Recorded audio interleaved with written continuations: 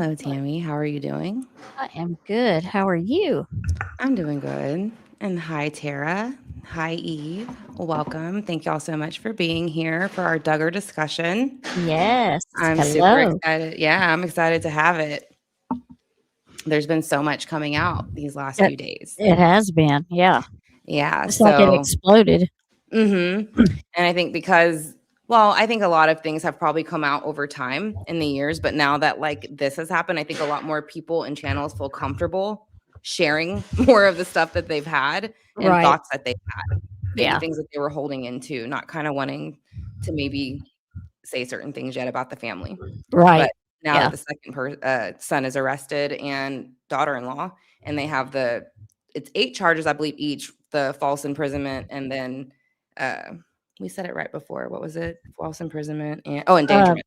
endangerment. Yep. Endangerment. And then he has the one in Florida. So he'll be extradited there. Hello. So we're going to be looking at a interview, well, not an interview, but a news segment. And it's the law and I think it was law. Let me see. Law and Crime Network. So Law it's and that crime. just, yeah, it's the, I'm gonna go ahead and pull it up so you can just kind of see the screen. But I want to go ahead and look at this one because it's kind of a mixture of, they talk a little bit about Josh Duggar when he got arrested. And then they also talk about Joseph Duggar. So I kind Okay. of like that they talked about both of them because I wanted to bring up more on Josh last time. So, Okay. and we weren't really able to find much. No. So let me see. Let me add it to the stage. It's kind of like his brother's arrest was overshadowing his, if you want to call it that. Yeah, it did because usually you can kind of find stuff pretty easily. It's not that hard to find it still, but this was pretty hard to find anything. And I do remember seeing where police had went to a dealership and spoke to him one time, and you could see him talking to them. And I could not find that footage this time. I could only find where they have him in the interrogation. So I also have that pulled up and saved for later. But right now I mainly brought up the stuff where it talks about him, his brother, and then a little bit of Kendra, but kind of just his brothers and sisters and their thoughts Yeah. and comments on it too. So, Okay. but let's go ahead and see. Hi, Dad. How are you doing? I would just say Claude, but you're my dad. My dad. Right. It's kind of weird, ain't it? Right. But let's see. Okay, so I'm going to go ahead and start running this as people kind of come in, and then we'll kind of pause it. It's 33 minutes long. So, but is there anything that you kind of watched over the days before we get into like this kind of interview-ish clip, and just like anything that you saw that is interesting or caught your eye? Well, I did think that when they I seen a couple of things. I haven't got to watch the videos, but I seen where they said that she was like, when they arrested her, she's now like what is it called, where you she has to keep her distance, like from certain, but it didn't go into detail, like keep her distance from who.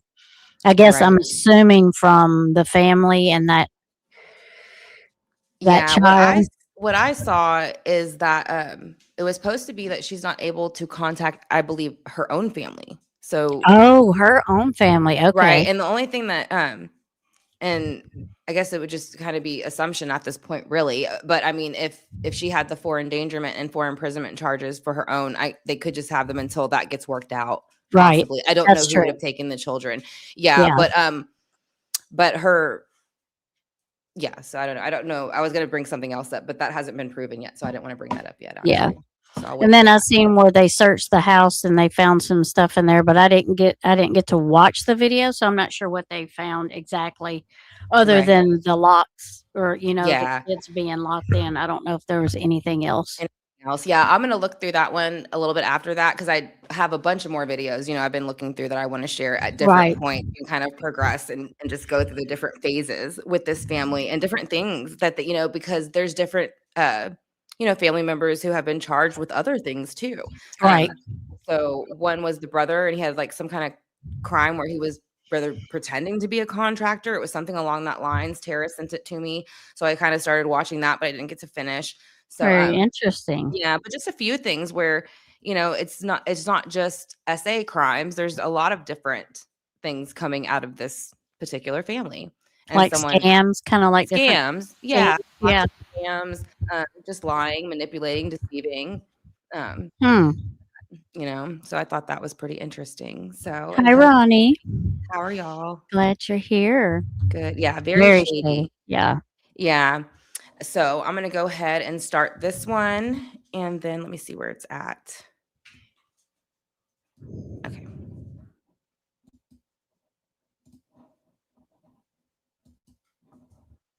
Joseph Duggar is calling you from Washington County Detention.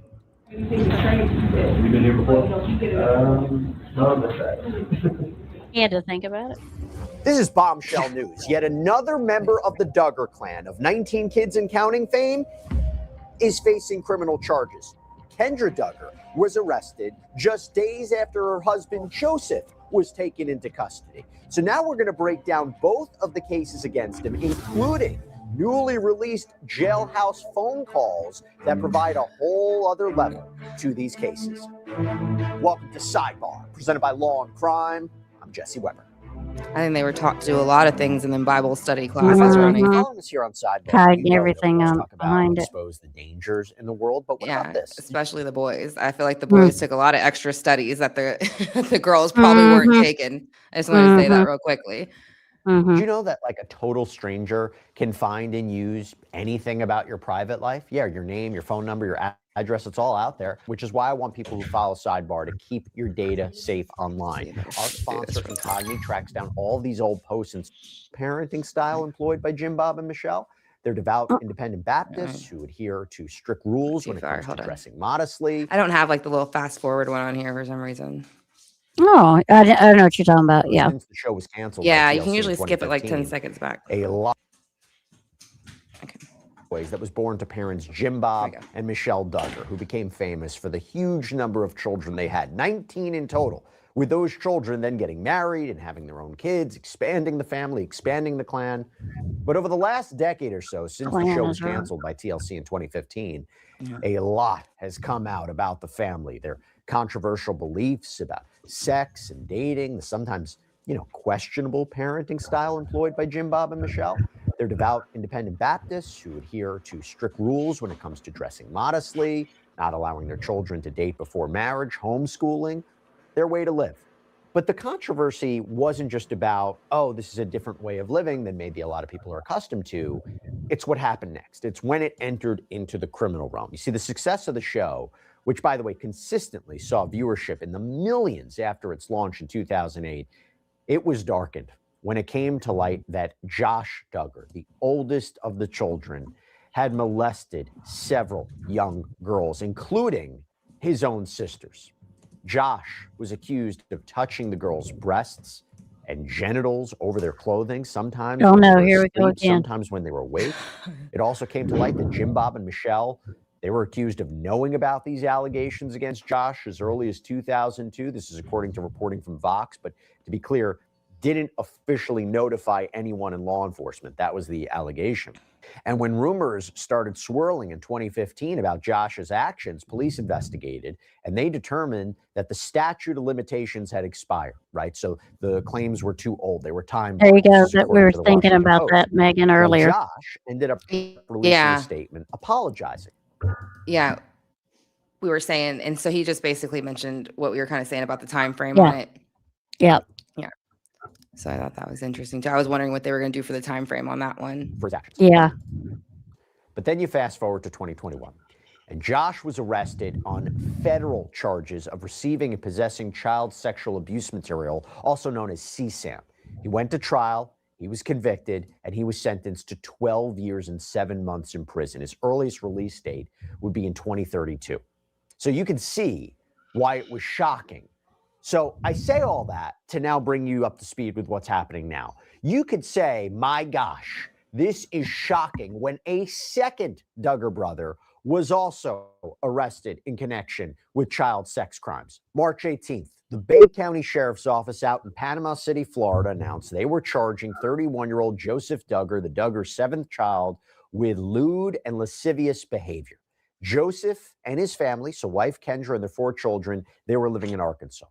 The sheriff's office said in a statement, quote, on March 18, 2026, Bay County investigators were contacted by a detective with the Tontatown Police Department regarding a report of past sexual abuse. The 14-year-old victim participated in a forensic interview where she disclosed several incidents involving Duggar that occurred during a family vacation in Panama City Beach when she was 9 years old.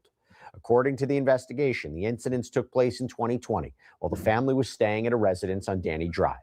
The victim reported Duggar repeatedly asked her to sit on his lap. As the vacation continued, he also asked her to sit next to him on a couch and covered them with a blanket. During this time, Duggar manipulated the victim's underwear and grazed her genitals. Duggar would also continue to rub his hands on her thighs. The victim stated Duggar eventually apologized for his actions, and the incident stopped after the apology.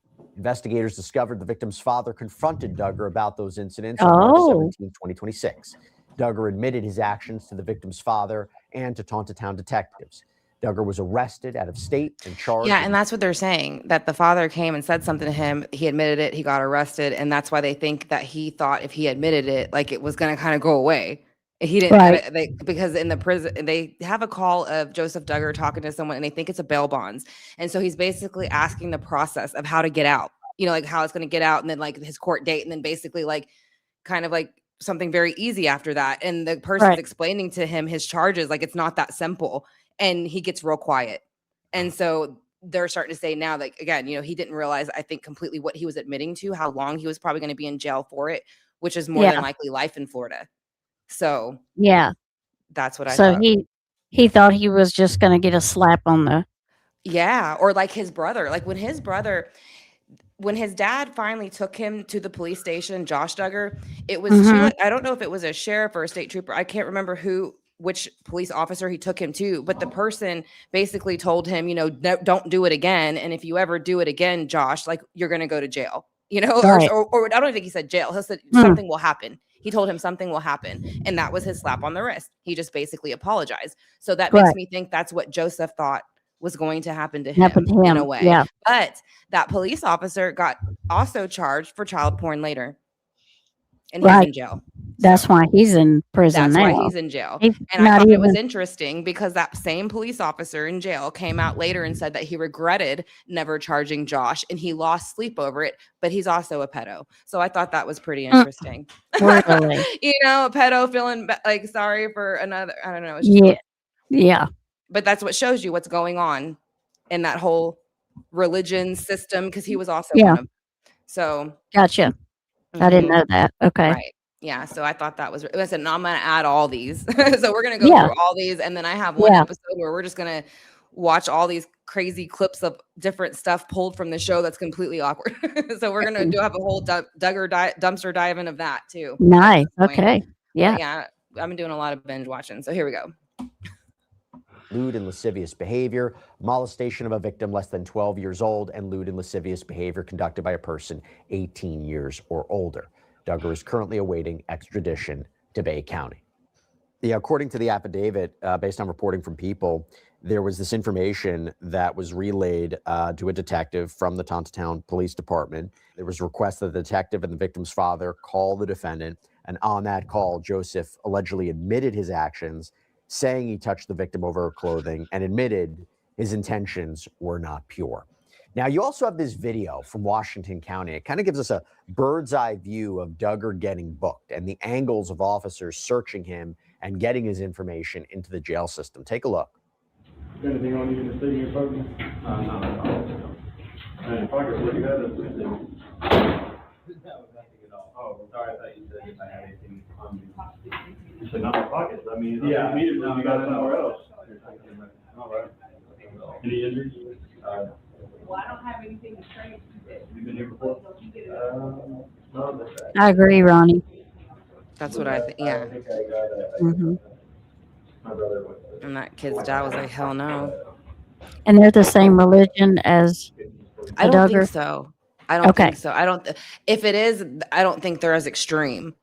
I was going to say, yeah. Yeah, because she's not able to contact her family at this moment. And that's all we know. So that's what I'm going off of. She's not able to contact them. And yeah, I don't want to go too much into yet who the victim might be, but if it Right, is yeah. that with them reporting it right away and going to like address him and confront him right away, they're obviously not in the same type of religion because they That's wouldn't what I have. was thinking. Yeah, they Yeah. wouldn't have put up. They would have just done the same thing, brushed it under the Yeah. rug, act like it didn't happen. So these are completely different Yeah. people, I think, in the way they view With that kind of behavior. frame of thought. Yeah. Mm-hmm. Yeah. Yeah. Training. Oh, yeah, pepper spray that's over here. Oh, really? Yeah. Just talking like their buddies. Mm-hmm. And it always trips me out how these people are never upset, just completely calm. I know. Shows you more how unstable they are. I would be freaking out. I'd be, well, yeah, we wouldn't be there to begin with, but if you were, you would Right. think you'd just be like a wreck, shaking like a leaf. Right. Yeah. Why am I No. here? I mean, Yeah.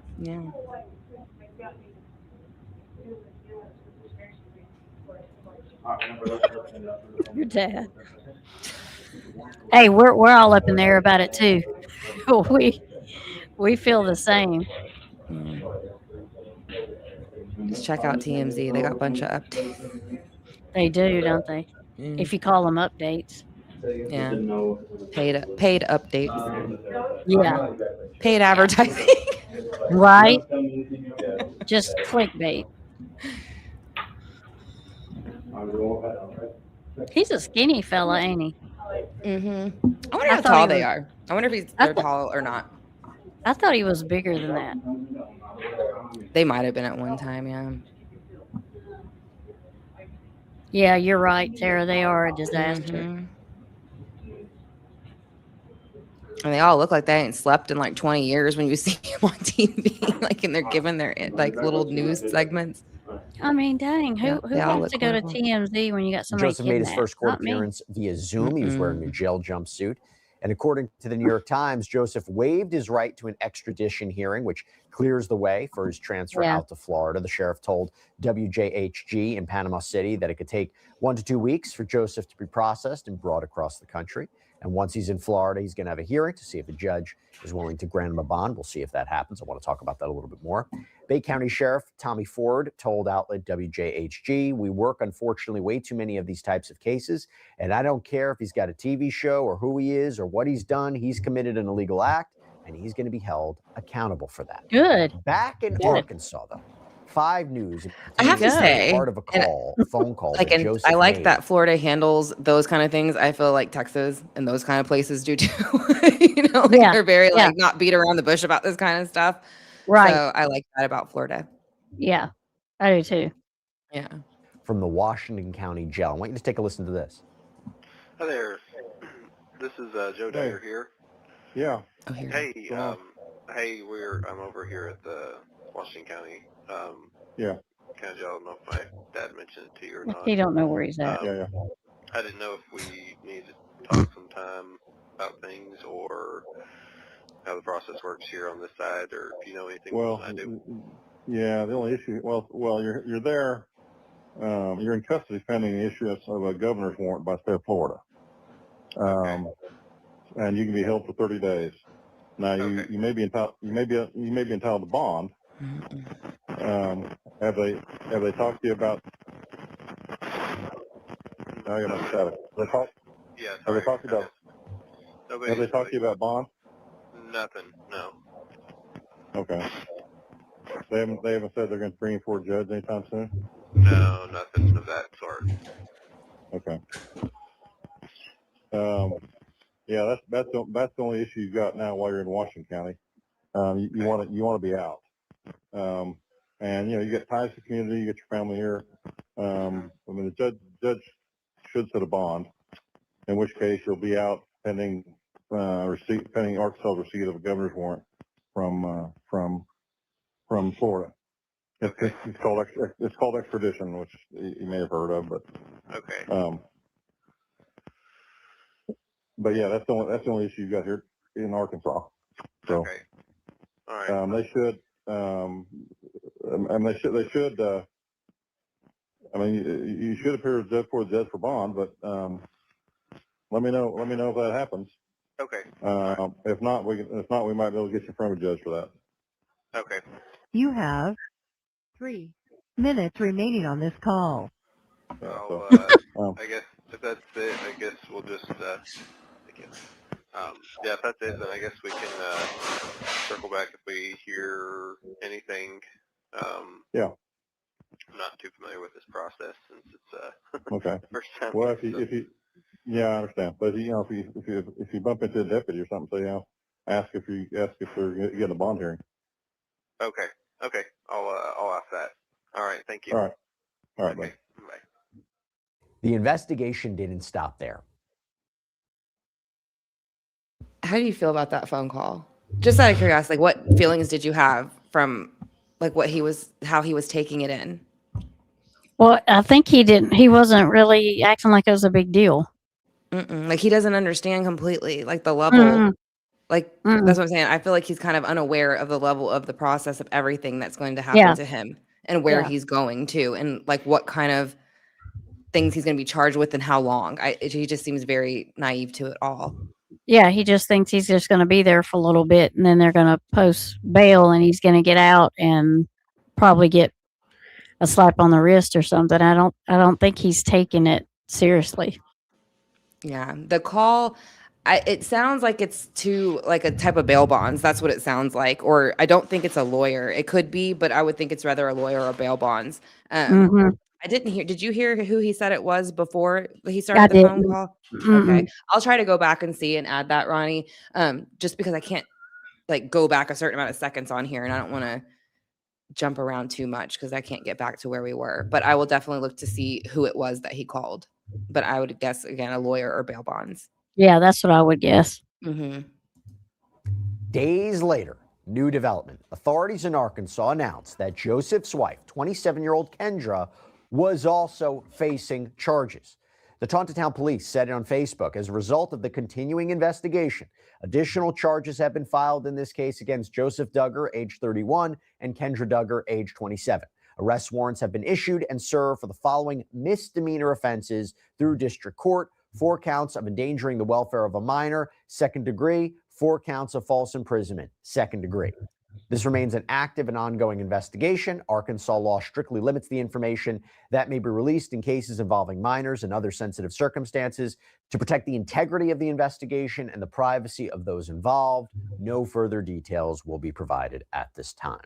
Now, Kendra was released Friday night on a bond of just under $1,500. That's according to the New York Times. It does become a question what we can expect from her case. I will tell you this. I want to tell you this. This is not an official confirmation. It's not like authorities have said this per se, but there is an alleged insider that apparently spoke to Us Weekly and claimed, again, this is from an alleged insider, that Joseph and Kendra's arrests are not related aside from this one allegedly triggering the other. So according to this insider, when Joseph was arrested, there was allegedly a welfare check that was triggered to make sure everything was okay at the home. And this insider told Us Weekly, quote, apparently they had 2 rooms where the lock of the doorknob was on the outside instead of the inside. They arrested her and took her kids for that, saying it's evidence that she wrongly detains her kids. It's unclear where Joseph and Kendra's 4 children are right now, whether they're in the state's custody, or with family members. We're not entirely sure. But Joseph's older brother, Josh, who we spoke about before, he talked about this situation from behind bars through his attorney, who told Us Weekly, quote, Josh Duggar does not know the details of the claims that have been made against his brother Joseph, but he knows the media frenzy that any incident regarding his family creates. He feels for his brother because everything is amplified out of proportion by the media interest in his family. This makes the pain of the criminal justice process exponentially worse. Josh prays for his brother and he hopes that he can stay strong. He too has felt the crushing wave of accusation that is powered by the media spectacle to which his family is subjected. This was interesting too, that Josh's attorney also said that Josh and Joseph, they aren't in frequent contact with each other. Also, a quick update, by the way, on Josh's case. He has tried several times unsuccessfully to have his conviction overturned, claiming that the trial was unfair, that his constitutional rights were violated. This is according to KNWA in Arkansas. So he has now apparently hired Chicago attorney Bo B. Brindley, who apparently previously represented R. Kelly. And in his bid for reconsideration, Josh has cited a number of things. He should say R. Kelly. By the prosecutors, misleading forensic. He did. He is trying to like get his case redone, and that's the lawyer he chose. So I don't really know what would be the point at this. He's been there for quite a bit. And I think his sentence was like 12 years. I'd have to look. It could be longer, but I thought it was 12 years. Yeah. I feel like it's been like half of that, no?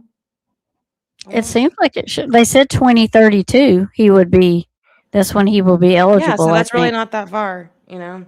That's I don't 6 think he's years. going to get out though, so. Yeah. And they don't think the locks are wrong, so now it's outsiders infringing on their. Yeah, and that's what Tammy and I was telling her before. And Tammy mentioned, you know, how they took all these different parts of the religion and put them together. And the reason, you know, I was telling her that I think they did that, and you know, she kind of agreed, is because they took the parts of religions that the law isn't supposed to violate. So when they do, they can go, "You're violating my rights." You know what I mean? And so, and that's the way they get away with doing this kind of crap. You know, is by saying it's my, you know, it's my religion, it's my right. Yep. Right. So that's how they're doing this. But that's all like blown up because the one arrest led to the other, and all the rest of the sisters and whatever are probably doing it. Maybe not all of them, but some of them, because they've even made comments in their own books, their own, you know, maybe podcast or show that they do kind of train them the same. So, but the thing is like now that she's been arrested, I would think the rest of them who are doing the same thing have to kind of be scared because they have to get all the locks off their doors and they can't be doing that no more. Right. So yeah, it would lead to other arrests. And that's why I said that to dismantle the whole thing, that whole religion would be the best way to go. I was wondering what kind of locks it was, because when you think of locks, I didn't know if it was like slide locks, you know, on the outside of the door, or so what they did was they put a knob where you can go in your bedroom and turn it. They just put that part on the outside. Right. So they locked them in at night, is what I'm assuming. Yeah, that's what they're doing. They're locking them in there at night. So, and then if they were to be asked about it, they would probably say it's in some relation to their religion and how they're bringing them up. So if they get caught doing it, then they can just say that. Yeah. So that's what that is. Keeping them safe. Trial, from who? From who? Evidence of they're keeping them sweet. Perpetrator in the case. But one of Joseph's cousins, Amy Duggar King, also released a statement after Joseph's arrest, which she later amended. But Duggar King has been very vocal about her time with the 19 kids and Count Stars, writing a book titled Holy Disruptor, Shattering the Shiny Facade by Getting Louder with the Truth. So she released her initial statement on Friday, March 20th on her website, saying in part, quote, "In light of the recent allegations involving my cousin Joseph Duggar, I am sickened, heartbroken, and deeply angry. My first thoughts are with the victim, a child who deserved to be safe, protected, and surrounded by people she could trust. The courage it took for her to come forward, especially after years of carrying something so heavy, cannot be overstated. That bravery deserves to be honored above all else. I was utterly shocked to hear about these allegations and Joseph's arrest.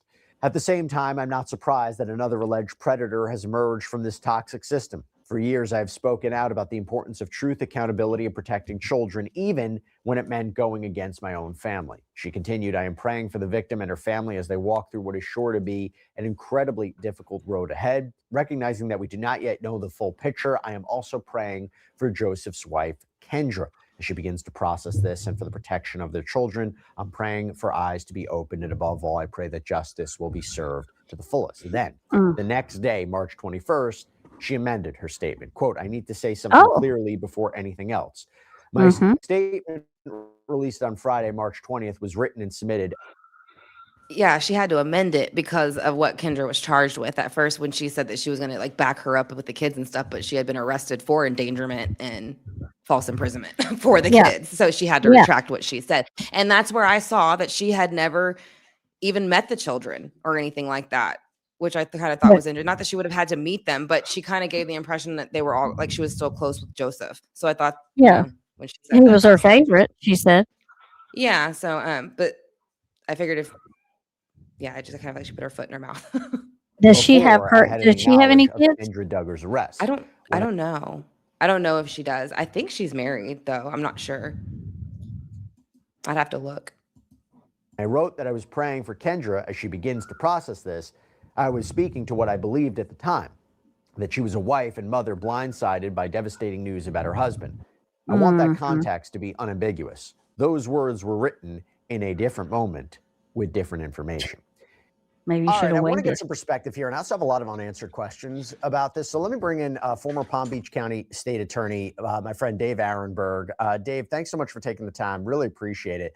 So I have to tell you, when I first heard about this, and I was just reading the headlines, I first thought, oh my gosh, Kendra's getting arrested. Maybe not surprising, because in a number of child abuse cases or alleged child abuse cases, you always wonder whether the partner, the spouse, the girlfriend, the boyfriend, what have you, will they be arrested, right? Because did they have knowledge about what was going on? Did they participate? To be clear, what she has been arrested for is not directly in connection with the allegations that her husband is facing out in Florida. But what you see sometimes is there is an investigation. And once there's an investigation into the home, investigators may learn a little bit more. And so here she's being charged with these different crimes, misdemeanor crimes, lesser crimes, but child endangerment and false imprisonment. What's your take on it, Dave? Are you surprised? Good to be with you, Jesse. It is not unusual at all. I mean, especially when this family has a rap sheet. I mean, remember the eldest son is currently in prison for downloading child porn, and there were allegations that he was molesting his sisters and others, although he went down for the child porn counts. And so now you have another brother, the seventh child, who is busted for more serious charges, felonies. And now the wife, yes, is also being charged for lesser offenses, misdemeanors, but it's still serious. I mean, you're talking about false imprisonment, endangering the welfare of a minor, because when you find locks installed outside of children's bedroom doors, that looks like false imprisonment and endangerment. And what happens if there's an emergency, like a fire or just basic needs? That's what I just said. I have to be clear about this. This is just Yeah, and that's why I thought it was important to bring that up too, because even if it's a religion thing, what do you do in an emergency? What if there's a fire? What if they're sick? What if there's an intruder? What if there's a lot of things? Like, I was shocked to find, I always was shocked when people would openly on the internet talk about how they locked their kids in rooms. I thought it was illegal. And now we know it is. So I think it's really crazy that there's other cases of people who have locked their kids in rooms who are no longer with us. And we'll get to that later. But I just want to say that they don't talk about that person that way, though, because they're no longer with us and something happened to them and they were murdered. But they talk about locking their kids in rooms all the time. So, and they actually credit this person to being a good parent. So that blew my mind when I found out that this was illegal.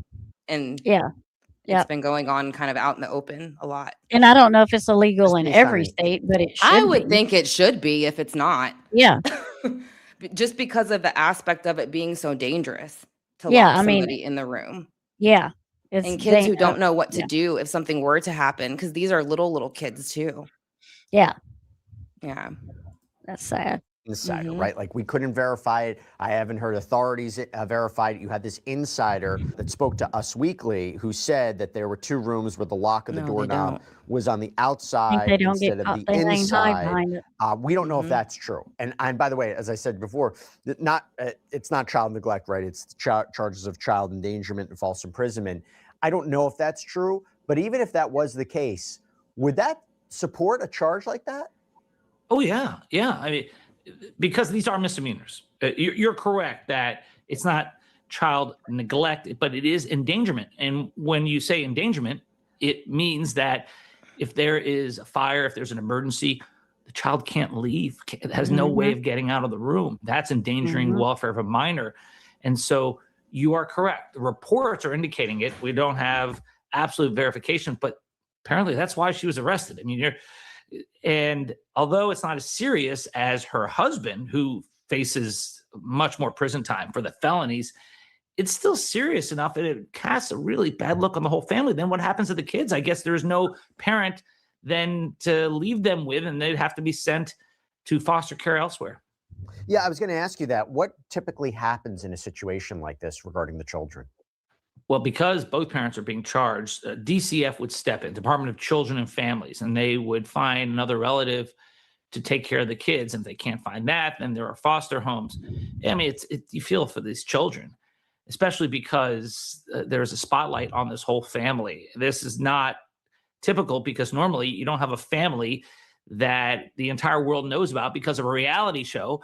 And not only that, but the reality show was about how great of a family this is, 19 kids and counting, and how they're raised in a way that are devout religious disciples who just practice things like you have to side hug when you're dating someone. You can't even give a full hug.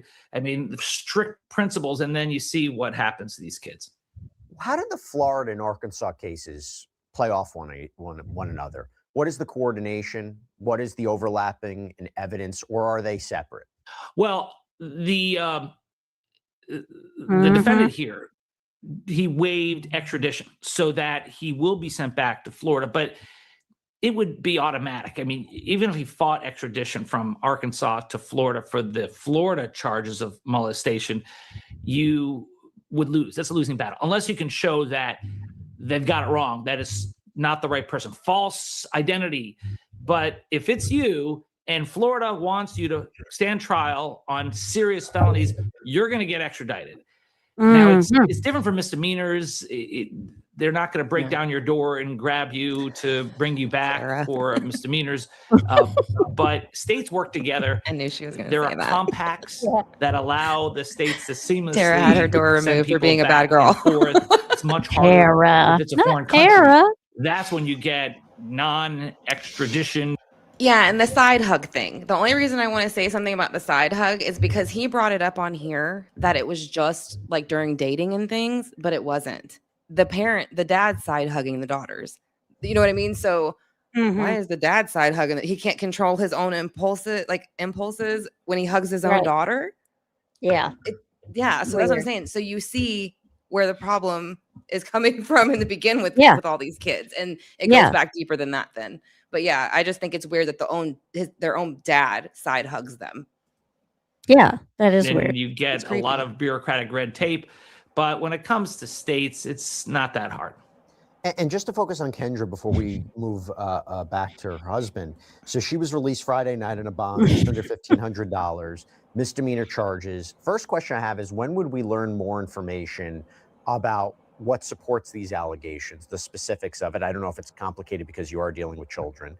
And B, is there anything about her case that could affect what's happening with her husband? You know, typically I would say in a case, if two people are being charged and one is facing lesser charges than the other, would there be some sort of deal that's worked out where they would testify against the other? But this is complicated by the fact, married, two different circumstances. She's facing misdemeanor charges. There's always a spousal privilege. I'm just spitballing here. I'm just trying to think about some ways this might play out. And to be clear, both of them are innocent until proven guilty. Correct. And you're also correct in bringing up spousal privilege, because that makes it very difficult to leverage one spouse against the other. That, I think, is probably a non-starter. Now, it is telling, though, that Kendra's charges are a lot less than her husband's. At the same time, they may not need Kendra because they've got apparently the cooperation of the victim's family in the husband's case. Now, could Kendra try to cut a deal to save herself? Yes, but because of spousal privilege, which can be invoked by either party, it is very difficult to get her to testify against her husband. Let's talk about the case against her husband out in Florida. Very serious charges. They seem to have an alleged confession, right? Oh, that is key. You're going to have his own words used against them. It's one thing to say, well, she's lying. This is... That was what I was about to say. Somebody else made the point about, saying alleged with it. He admitted to it. So I guess you still would have to say alleged, would you? Even though he admitted to it? What do you think? Yeah, probably, because he hasn't been convicted of it or formally charged with it, I guess. Or has he? Allegedly. Allegedly. There you go. There, I threw it in. Allegedly. Yeah, there we go. But But thing to say, she they've got her. did she was it her kids that she can't have contact with? I don't know. I just heard her family that there was no contact order with her family. That's what a lot of the bigger channels are saying. that they've been able Mhm. to, I guess, because they claim they have more like insider connections. So the bigger channels who claim that they actually talk to the family are saying Right. that she's not supposed to talk to her family or something like that. But I don't know. I mean, if they're misdemeanor charges, I wouldn't think that she wouldn't even be able to talk to her kids. But again, I don't know. I don't know how Yeah. that works. I would think you would just have to Yep. be supervised, but Def- maybe yeah. not. Maybe not until something happens. Yeah. Reporting of him, pretty much acknowledging everything. And so this is where prosecutors really benefit from stupid criminals, because if there were not stupid criminals, then prosecutors' jobs would be made so much harder. We've got the entire burden. I still say we, I'm no longer a prosecutor, but I guess once a prosecutor, always a prosecutor. But you've got the entire burden as a prosecutor to prove cases beyond a reasonable doubt in front of unanimous juries. But we're fortunate that criminals can be very dumb, and they say things. It's like you have to always be prepared that the world is watching you with cameras everywhere and recordings everywhere. And here, this guy is sloppy, and he's going to face his own words. He's going to be, as they say in Shakespeare in Hamlet, he's going to be hoisted with his own petard. Well, how does defense attorney fight back against that? I mean, I'm assuming there's a Okay. recording of the interview. I thought he was going to say fall on his own Also, sword, but hey, if you want to go the other way. the law enforcement, also the father, right, of this Sounded minor fancier. victim. Yeah, I alleged guess victim. so. How does a defense attorney work around that? Well, defense attorneys get paid a lot of money to be creative, especially when you have deep pockets. And so I think he's got a private lawyer, not a public defender, although public defenders do good jobs. But what they'll do is they'll just try to poke holes in it. I've heard in cases like this where they try to go into the origins of the recording, saying it was improperly recorded. And then if that fails, they'll try to say, well, it's taken out of context. And then they'll say, well, maybe he was joking, and then they'll try to just overcome it by finding other holes in the case. Because when it comes to reasonable doubt, if they can poke a hole in one piece of evidence, they can just rely on that and harp on that. Well, look, you have the recording, but there's this other piece of evidence that you should focus on that is faulty, and because of that, that's your reasonable doubt. But I think that the main argument for the defense is going to be that that Joseph was pressured by the victim's father, so he felt religiously obligated to admit something that actually wasn't a crime under Florida law. So they're going to say coercion here.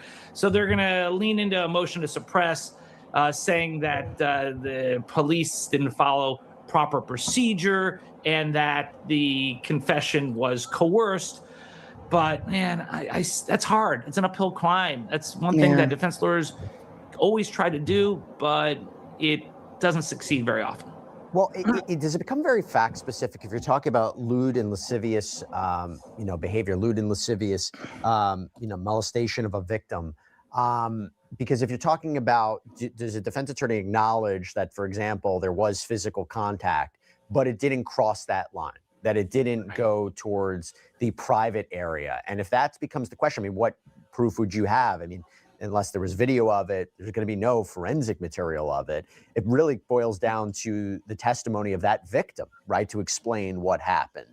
Do these become tricky cases? Mm-hmm.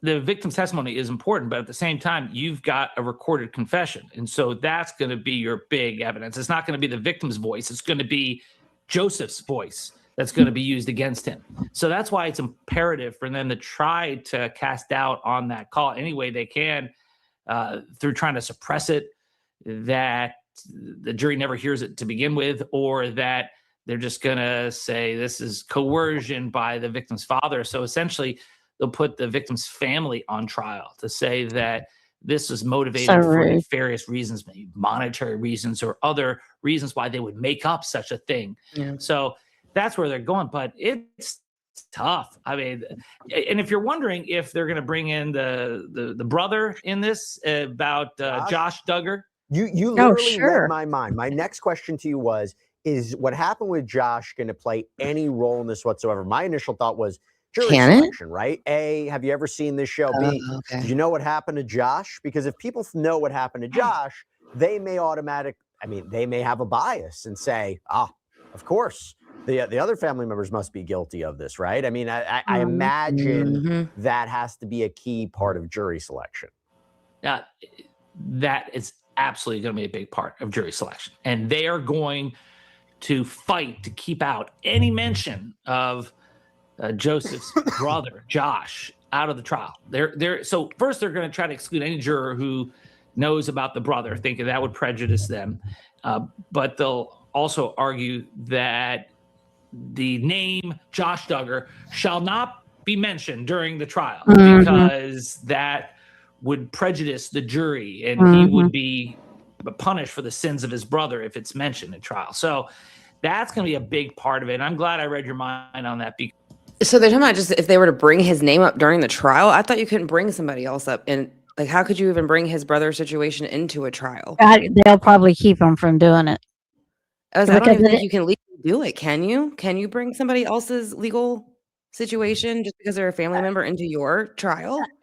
Since he's a family member, the point they're probably going to go at is, well, one brother's already in jail for it. It's like, say it that way. Okay. You know, do you really think that this one wouldn't do it? Wouldn't do the same thing. You know, and they talk all the time. Right. That's going to work against or like him imply too. it in some way, maybe. Or something. Yeah. Because I agree with Tara. I don't think you can say that during a trial, but we'll see. It'll be interesting. Say it. You know, one family member has already been arrested for this, and they talk to this family member all the time. So, I mean, I don't know that that's legal and they can do that, but it's one way of saying, you know, this is believable. Yeah. In this interview, they say that he talked to Josh more. I'm pretty sure that guy said it. But in another one, they're saying no, he doesn't. So that's what I'm saying, that they're very back and forth. The family says no, like they don't, you know, like the brothers and sisters. I think that they're more pushing that Joseph doesn't talk to Josh though because of what he's being charged with now, maybe. Right. You know, but because Tara said too, like right before, and I was going to look into that, they were supposed to be with them, the Duggar family, during Christmas. So. Well, and if he does, it'll be recorded if he does. Yeah. It'll be because they have to. I mean, all that's recorded. Whoever calls you is recorded. If somebody visits you, they have to sign a log. Yeah. So that will be easy to check. Yeah. Okay. Because that is key. The thing is, being on reality TV is a double-edged sword. Yeah, you got all this publicity, you got fame, fortune. At the same time, you got a lot of scrutiny, and now a lot of people think that your whole family is tainted by the acts of the brother. By the way, talking about him, I mentioned this before. Our reporting on this, our research on this says that Josh has tried several times to have his conviction overturned. He said that his trial was unfair, that it violated his constitutional rights.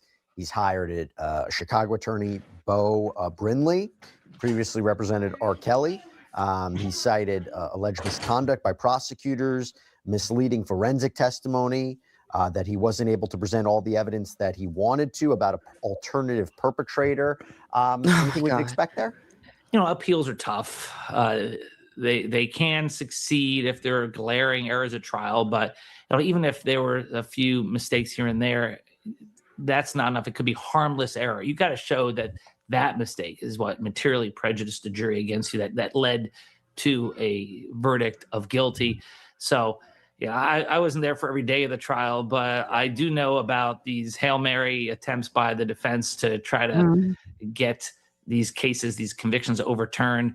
I think he's saying that there was a DOJ expert that manipulated forensic data and committed perjury. Oh my goodness! I think it's a high bar. I don't think that's true. They will, of course, always. Is that not like overly paranoid to say like the state set up something against you on your computer? They planted CP all over your computer. That's basically what he's saying. And then there was like with him saying too, like there was evidence of somebody else doing it. I figured he was going to go that way because he had that car dealership. And I wondered why he never said, because I'm sure he had to have at least one other employee. I highly doubt he was the only one there. So I always wondered why he never said that at first. So, and then, and then again, why spend all that money on him when they know deep down that he did it? His parents do.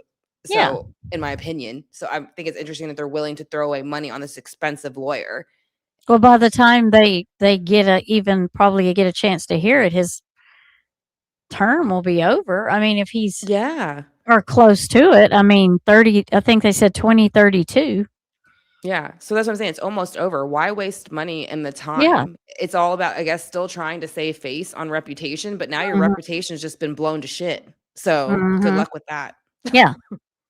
Yeah. Just say ineffective assistance of counsel. That's like the go-to. You blame your original lawyers for not, presenting certain evidence. So, I think it's going to be tough. He's serving a 12.5-year sentence in Texas. So they'll try to get anything to try to get him out early. But I think this guy is going to have to serve his sentence until, I think, 2032. So he should get used to those prison walls. So, by the way, Dave, we heard a little bit of this jailhouse phone call. I don't know how relevant it would be to any case. It seems he's just being explained the extradition process. So I'll ask your thoughts on that. And B, Really? do you think he would make bond? Do you think he would get bond? The law does lean towards giving people bond, but the charges here are so serious that he'd have to show that he's not a threat to the community, that he's not a flight risk, that he's not a threat to try to contact the victim or the victim's families, to try to intimidate them. So I do think he'll get a monetary bond, and then he would have to pay 10% of that, but it'll be a high bond. And so, because generally, unless it's a violent crime like a murder, manslaughter, the inclination is to give people bond. He'll wait for trial on house arrest, perhaps wear an ankle monitoring bracelet.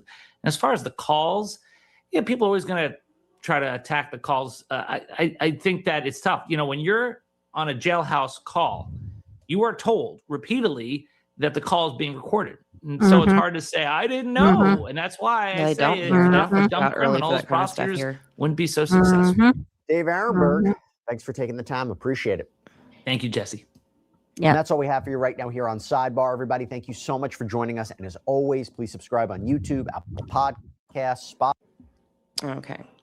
So that was the one I wanted to watch. That was the combination of kind of where they mixed what Josh had done and then Joseph. And then now they brought up also how Josh was trying to get his sentence overturned, which I think is a complete waste of time.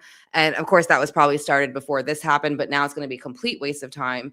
And like Tara says, he's always getting in trouble too, Josh, in jail. So, is he? Or prison. Okay. Yeah, like he got caught with the phone. He got all of his good days taken away. So I'm pretty sure they also look into that stuff if you're trying to get stuff overturned. They see what kind of prisoner you are. And they even said like he's like completely like naive to the stuff he's supposed to be saying about what he's done in prison. Like he shares information and stuff that's happened. I guess maybe I don't know if it's so much along the charges or just things he's done in his life.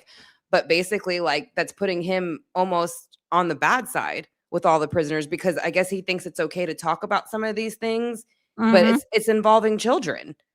So he's so, again, these people have been so conditioned, so whatever, they think that they can talk about this kind of stuff in a Texas It's a prison. normal thing. It's like a normal conversation. I'm surprised nothing hasn't happened to him yet. Yeah. If he's talking about that kind of stuff in jail, in prison. So, yeah, he doesn't even know it's inappropriate not to talk about that kind of things with the like they don't want to hear your crap in jail. Like they don't want to hear your stuff. So, and I brought up a couple other ones. I'm going to pull it down off the back of the screen real quick while I go through the list so it doesn't start playing stuff. But was there anything that kind of came out in this interview that we didn't kind of hit on yet that stood out to you or you just popped into your brain that you want to mention? Well, I was just wondering if they're going to go back to when she was 9. So if they sentence him, will they give him years from when she was 9 till her age now? Or will they just... How would they do that? How would they? I was wondering, would they charge him like with, in the sense of the sentence, would it be the same as if when the child was 9 or now, since they put new laws in place? And I think it's since the new laws have been in place is what they would charge him with. I don't think it would go back to the time of the crime. Yeah, because there's like statute of limitations. I mean, I don't know if there are any, because like I said, It's under that.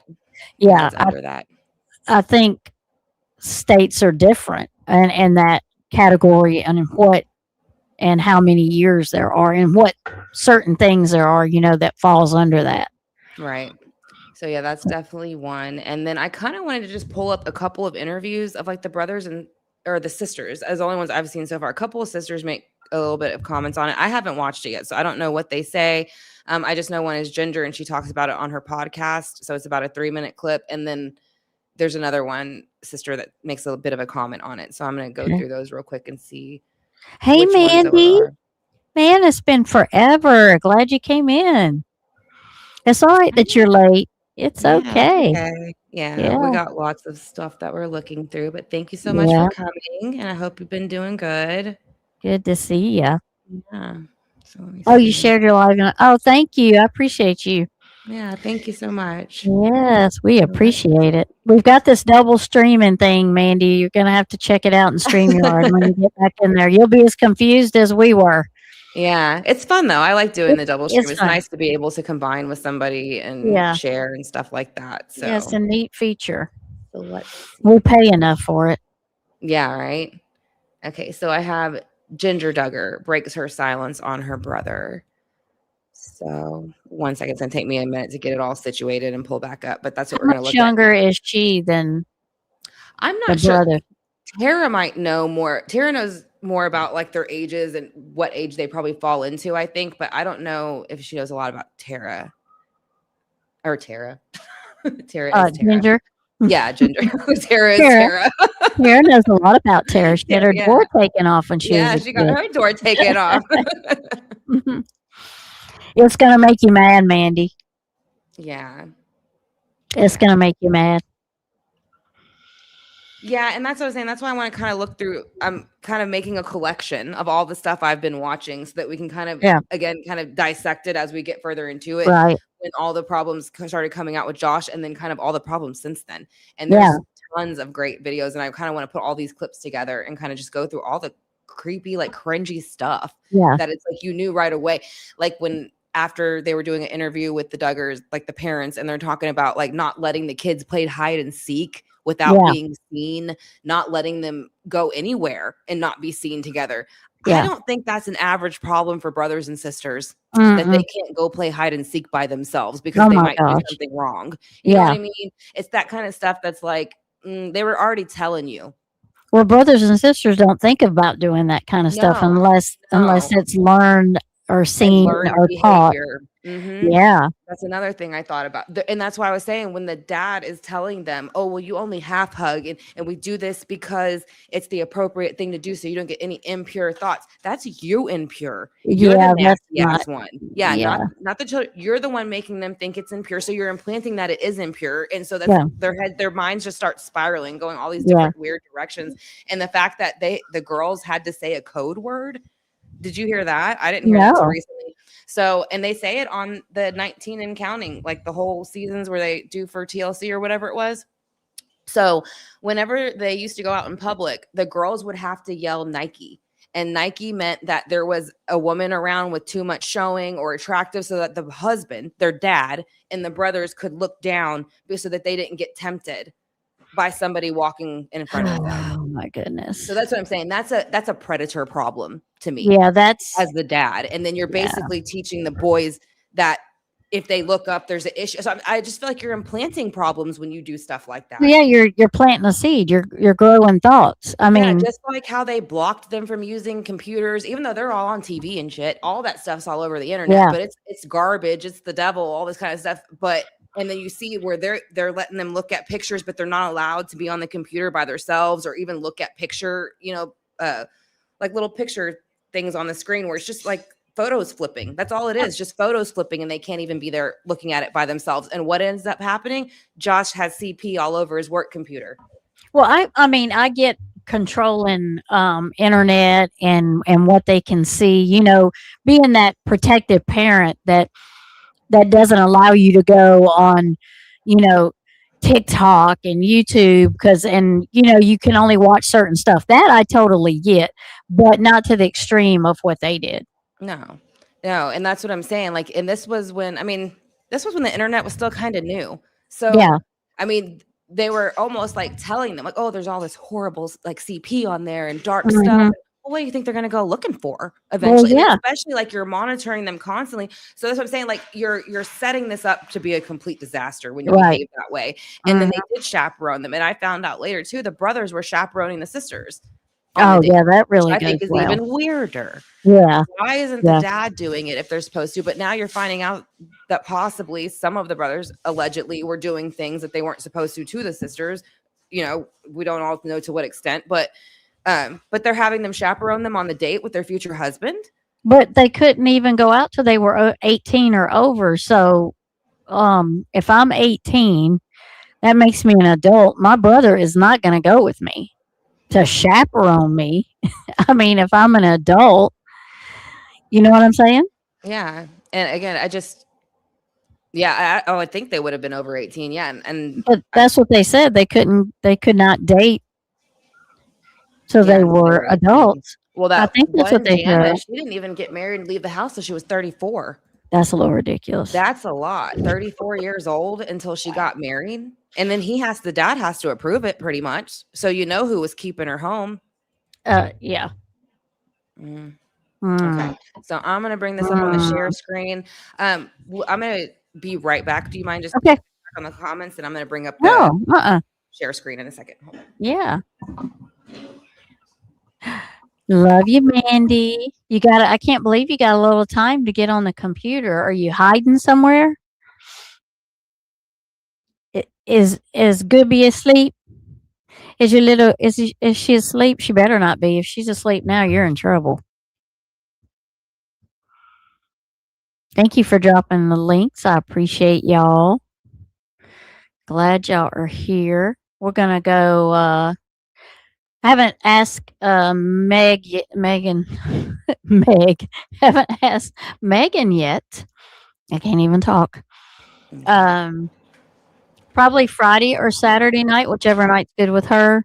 Because tomorrow Rock night. Island? Well, I think we're gonna go over and visit A the different Looking island? Glass. We're gonna do some paranormal. Oh, that's right. Did you find anything that you were interested in on the paranormal yet? I found a lot of stuff, but we need to see if anybody's interested in, for us to do first. If not, we'll just find what we like, what we want to start out with, and go that direction. Cool. Sounds good. Week, Oh, let me stop this real quick. the pain and Like, heartbreak that and we've you and I were talking about religion and kind Right. of taking all the different ones, putting them together to basically, be abusive. And Mhm. because it is, they're taking all these different things so they can implement like some type of abuse or hiding of the sexual assaults that are going on and stuff like that. Right. But what I was saying, like when they take all these different religions like that, all they do is rename them, but it's like the same thing, just changing form. Like what they remind me of is like the Jeffs. I think is what Warren Jeffson, when all that stuff got busted and they went in there and just split up the whole compounds, like took all the kids, took all the wives, took all the men, sent them to prison. I feel like you're going to have to do something similar here. And obviously you're not going to take all of them. It's not the same thing, I would think, but it's probably close to it. They're all following the same procedures. They're all following the same whatever.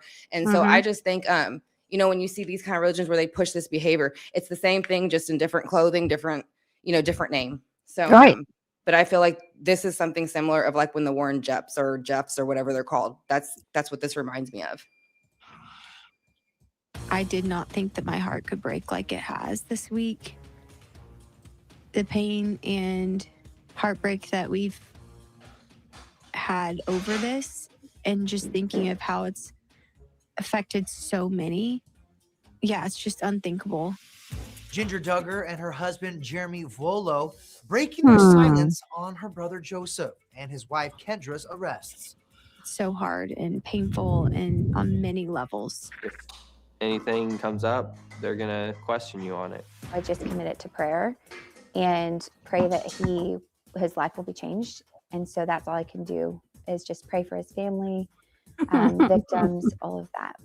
Last week, the married father of 4 became the second Duggar brother arrested on charges related to child sex abuse.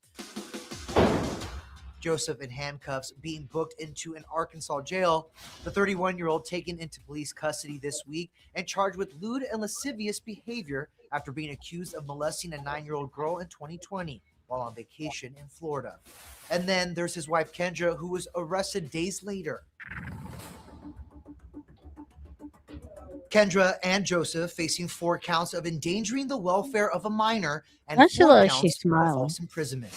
A family representative confirming Yeah, their Kendra's mugshots always arrest throw is me not off. related to Joseph's molestation charges. Fast forward a Mandy. few days, and Ginger and Jeremy visibly emotional, addressing the arrest on their self-titled podcast. All we can do I in was going to those say they moments must is have just a cry out to God their own Yeah. podcast. and ask Him to They sustain do. us, to give help, and because it just, yeah, you can't be prepared for news like this, even though we've experienced something very similar before with one of my other siblings who made unthinkable choices, decisions that have affected all of us. Well, I know so many of your fans have a question about your brother Josh. He is still in jail. Yeah, I haven't spoken to him at all since he's been in. And I think that prior to that, No, at all since he's been I in. had, you know, we had Yeah. opportunities throughout the years to speak to him whenever he's gone through his problems. And Well, there's I an thought interesting all I story need to about her say. too. I'm going to share The right after pain this. and hurt that's caused to us, but then to so many others is just so hard. And so, yeah, it's hard to know, you know, what to do sometimes moving forward. You just feel the weight of it. It's a tough I wonder what their situation. podcast is about. Latest Duggar family member to speak out.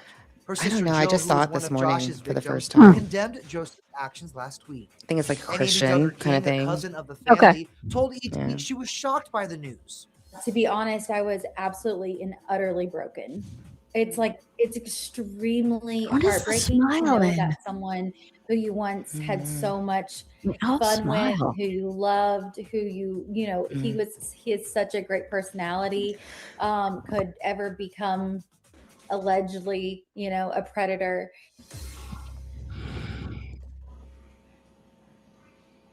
Okay. Oh, sorry. I was looking at the comments. I didn't realize they were done. So yeah, so let me pause this before it goes into the next one. But the reason I brought that up and I wanted to do Kendra Duggar Ginger's arrested just days. pause. Okay. Is because I had seen something on Ginger and her husband too. And it came out of the church or religion that she's supposed to be a part of now. And it was that one of the people who were part of the church, her husband was rather abusing or cheating on her. And I can't remember which one it was, but they were basically encouraging this woman to kind of put up with the abuse. And she had reported it later on. So that's coming out of the church that Ginger and her husband are a part of. So that's what I'm saying. They keep just changing the name of what they're doing. And then Yeah. they act, and it's like, I don't know. It's frustrating, I guess, for me to see that. It's irritating. It is frustrating because you can see what it is. You can see what it is. It's the same people. They're behaving the same way. They're saying the same thing, and they're doing the same things. So I don't know. but they why all they're not- don't live around each other. Well, I doubt Like they they- all do. I think they're spread all over. I think half of them, and I Yeah. was telling Tara this, I think half of them are probably inbred, to be honest. They all Yeah. look alike. All their features are almost the Me same. too. Yeah, Yes. and then they fly like, I mean, most of the people, they go to all the same places. Like I said, again, they all look alike. And so to me, I just feel like you don't know if there's a second cousin, third cousins. I mean, and then if they are doing this stuff, you're not going to bring in a bunch of outside people, you know, Yeah. for the most part. I mean, yeah, Yeah. you'll get some that kind of straggle in over time, but for the most part, you're probably dipping out of the same pool for a long time. You know Yeah. what I mean? So Yeah. I was going to be honest about that too. I think that Yeah. there's a lot of inbreeding going on over here with this bullshit too. Yeah. There could be. Yeah, hold on. I'm going to restart this one. So this was Kendra's arrest, but I feel like we looked at I'm going to go ahead and play this one because it's not too long. It's only 2 minutes just to see if there's anything we haven't heard about her arrest yet. But I just want to go ahead and play this and see what they say.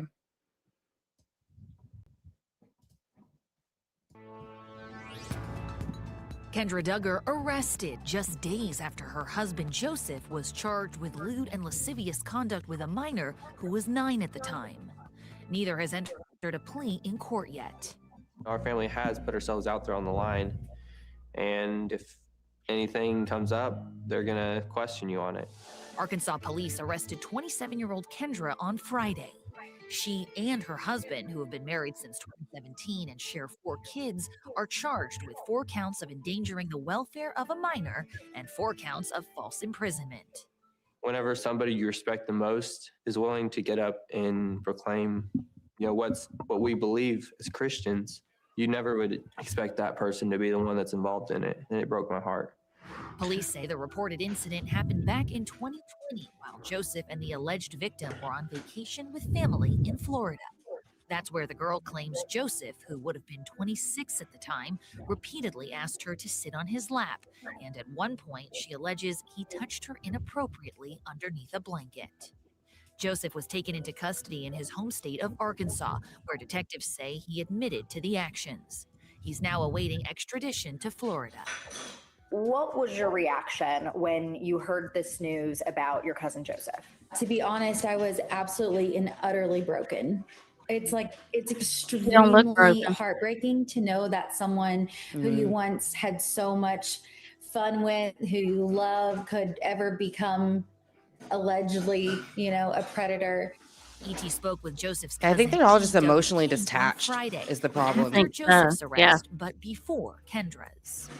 Have you spoken to Kendra? I have not. I sent a text, a very polite, small text. I just said, "I'm here for you. I love you, and I'm truly in my prayers." I can't even imagine to process this type of grief and this kind of loss, and if this is true, if this situation is true, I can't imagine her next steps. And she's got her book displayed behind her.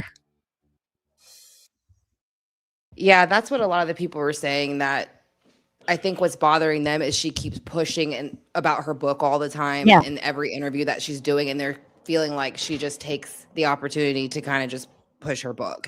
So I don't really know much about her or seen much about her, but I did notice that a lot, that when I've been looking at stuff to kind of look this up, that they're kind of calling her an opportunist a lot. Again, not so much my opinion. I haven't looked into her enough to completely decide what mine is, but I see what they're talking about, I guess, but I just haven't made a decision on it yet.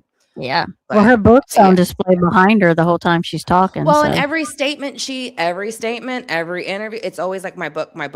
And I get it. It's her experience. She wants to share it, things like that. I get that.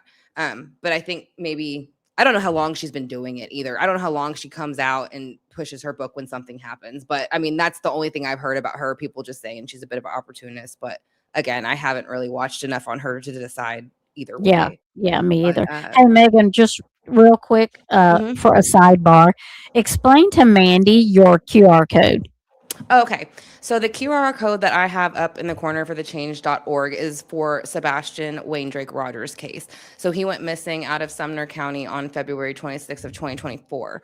So basically there's really no movement on his case, and it's kind of, the investigators really haven't been helping much, whenever his father needs something or anything like that. So I kind of created this petition to just remove the investigators off of the case who are on it now and get new ones on it.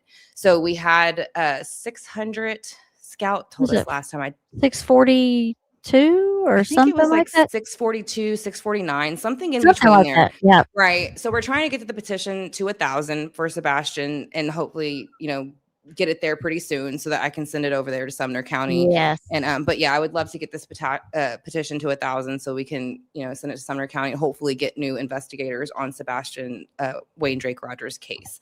So, and I wasn't sure if you knew about it, Mandy, but I knew you'd love it because so thank you to everyone who has shared and signed it so far, and then I appreciate it a lot. And we will be doing a live on him for I don't know if Saturday or Sunday will be better for you, but I wanted to go ahead and kind of do an update for him too, because I haven't done one in I think a little bit over a week or so. Absolutely. And I found some new search videos. And actually, Kylie, I need to message Kylie back about that. I saw her email like late last night. I meant to get back to her about it. There's some videos and pictures. Did you see the pictures that she sent yet, Tammy, for Sebastian search? I don't think she sent them to me. Okay, I'll forward them to you. And but yeah, we're gonna look at that and some videos that she had kind of mentioned. And the father younger went to the police. Yeah. So that's what I heard, that the girl had told her father, and he went, and it made it sound like he had drove down there and kind of confronted him. He confronted him. He confronted him in person. Yeah, he confronted him in person. He didn't beat his. No, I'm surprised. That's what I'm saying. I would have. I don't know how he did that. How did he confront him and not do that? I don't know. And that's what they're saying about Chris Watts, right? How did Chris Watts not just call the cops supposedly and jump to do to Jeananne what she did to the, in his, in his story? But that's what they're saying with that. Yeah. So that's when I said that in the live, I was giving the example of how even in that scenario like that, a parent will kind of hold back so they can get the justice they want. Some do. Yeah. So I thought it was, with Chris Watts saying he never got mad and didn't do things like that. Yeah. Okay. So, sure. Oh, you do have Dre, Judy. We would probably do it Sunday afternoon, probably. Yeah. I'll probably try to do it a little bit earlier in the morning, but we'll see, because I know that you still have some other ones that you want to look at too. Yeah. So let me go ahead and that last news clip, he said he admitted to police too. Yeah, I think that might come back to bite him. Yeah, he did. He did admit to it. Yeah. So and that's it's recorded. And I'm sure those lawyers are going to say, well, he was, he was felt cornered or whatever their favorite word is. Coerced them. Yeah. That's what they're going to say. Yeah. To making the statement. Yeah. But he admitted it to the dad. He admitted it to them. It's all recorded. So yeah, that's why it's going to be really hard to backtrack on that at all. So he seems to think that when he admits stuff, then it's okay. He admitted it. So now everything's okay, but that's not how it works. Right. So let me see. I'm look at and the other that's one. What I'm saying, Ronnie. I'm surprised the father didn't go to his Yeah. His dad. Yeah. Mm-hmm. Yeah. I feel like I saw something recently where the dad supposedly, possibly, allegedly went off on the family who reported him. I have to look that up too and add that, but I feel like I saw that too. That's what I said. These channels are releasing things every 2 hours. You know what I mean? Like I can't even get to them in time. There's so many. Right. Yeah, it's just crazy. And you got to be careful too, because you don't want them to strike you for using their stuff. But I mean, there's so much of it out there. Yeah, that's why I try to find the news clip ones, because those are harder for. Yeah, and that's what their belief is. If you admit it, you're just forgiven. And I didn't know. Right. Tara had mentioned it to me that for them, stealing a piece of gum is the same thing as what he's done. So that's another thing how they treat their religion and make it along the lines of. So they've even made sin so small that they've put pedophilia in the same category as stealing. Yeah, the sin is the sin. Yeah, that's it's great.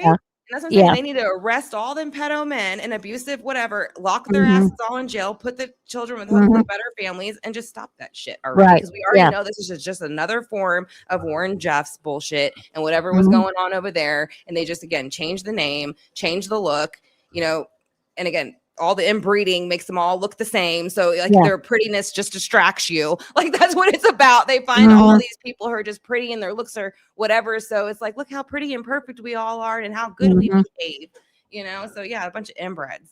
Yeah. And they're delusional, because that's not how things work. It's not, you're not just going to be saying that's okay, don't do it again. And maybe that's how you've been growing up and that's how you've been taught. And that's how things work within that group. But when it's, when it's brought to the law, then you fall under something different than you fell under your beliefs. Right. Because there's things you can't do that's not just, it's okay, don't do it again. Yeah. And that is how the cycle continues. And even if it is something as simple as locking the kids in a room at night, that's all stuff that's going to mess with them kids. That is training. So even if the kids at some point just say they behave and they don't cry to get out and they don't whatever, they still have to go through a phase of where they're probably beating to get out of there and screaming and crying and terrified. So they have to put them through all of that first to get them to the quiet, submissive, just like she has them on the blanket training. Lets these kids pick out a toy that they want, get them all excited, put them on a blanket, and then hit them for it. At 6 months old and younger. Yeah. That's what I'm saying. That is abuse. Locking them in rooms is abuse. Not letting them be able to get out to go to the bathroom or if there's emergencies is abuse. Yeah. And then playing this weird perverted of oh, well, if you hug your sister full on, then you're going to have bad thoughts. So again, you're implanting that bullshit. And if anything, that's coming from the daddy. So you know what the daddy is then. Yeah. It was taught to them. So that's. Yeah, break them in and break them down to nothing. Yeah. Yeah. Yeah, I don't No, think thanks. Mandy was in here when we did the earlier No, video yeah. where they had locks on the outside of the kids' doors. Yeah, so flipping it around. So you can just like, if you were to have a lock on the inside, just flip the lock around so That you can just- lock it from the outside. Right. Yeah. So they were locking them in their room. So she was charged with false imprisonment. Is that what it was? Yeah, false imprisonment and then endangering. Because if something were to happen, yeah. I mean, because again, think about it, even if there were a fire, what if you couldn't find the keys? Those kids are going to burn alive in that room. And That's they what were I'm saying, probably upstairs, so it's not like they could crawl out a window. And If then they were, just say the room, and this is where it goes into like, what if intruders come through a base floor window, and they're locked inside that room, and you got how many kids stuck in that room together? They're gonna take all your kids, and you wouldn't even.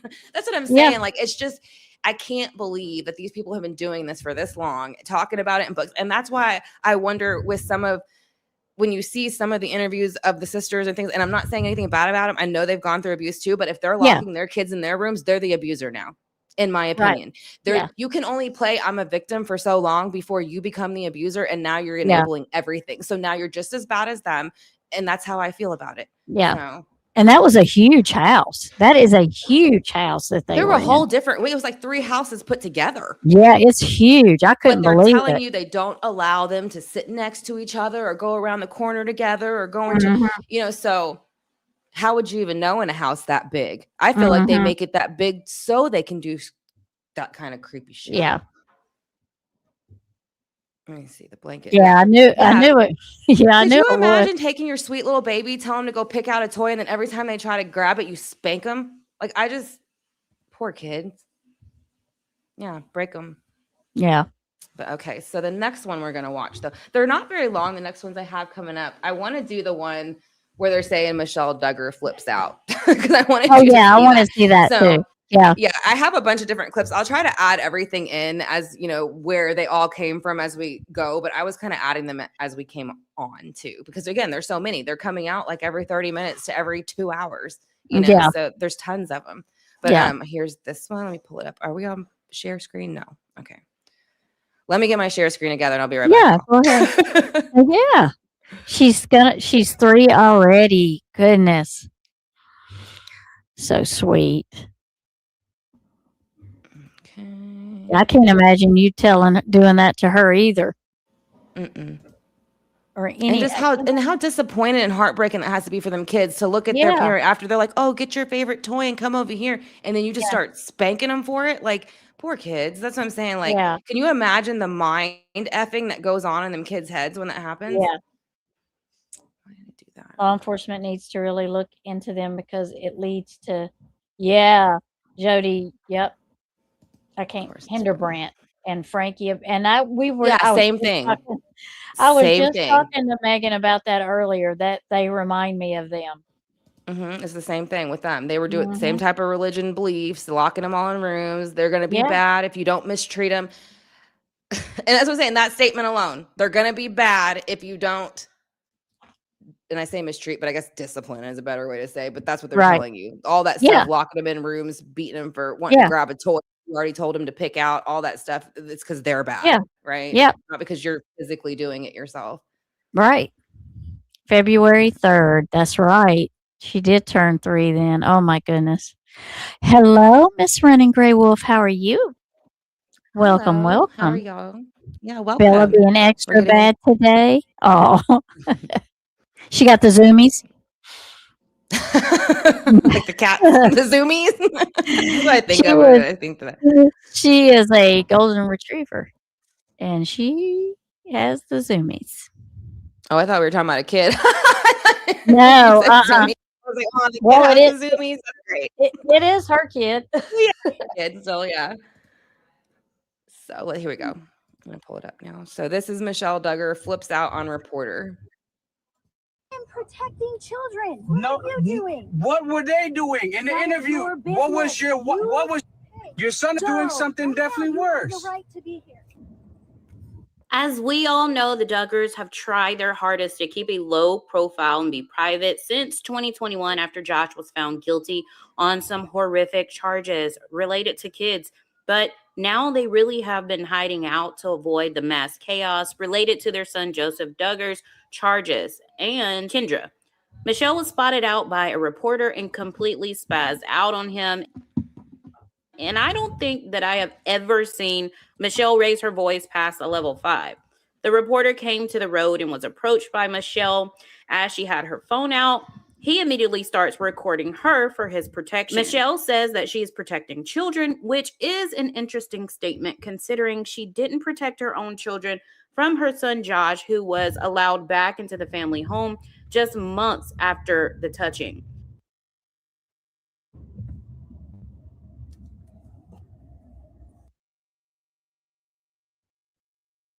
Okay. You are interfering with children. No, I'm not messing with the children. Yes, this has you nothing. are. This has nothing Yes, to do. you are. They were This has. children. This has Shame nothing. on you. This has nothing to do with the Shame on children. you. This is you guys are being investigated for the children. I'm here for press. On you. I'm not saying this reporter is in the right because no one wants media all over their butts at a time like this.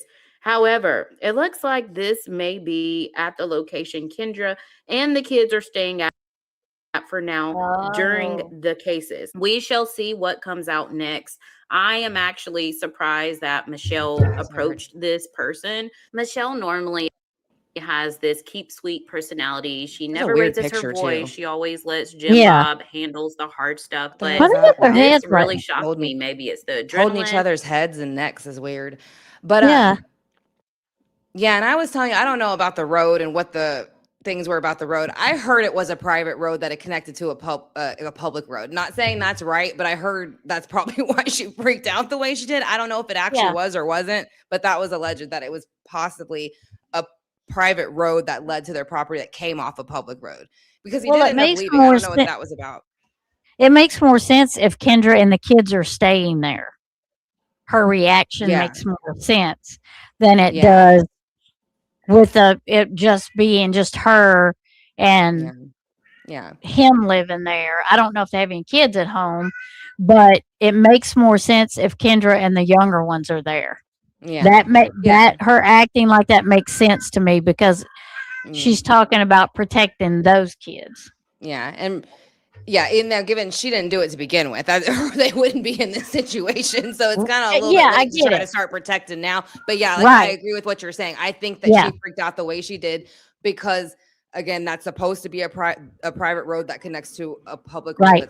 that leads to their property. If it's not Mhm. private, then yeah, the guy had every right to be there. But if it Right. is, he probably shouldn't have been on the private road. So again, Right.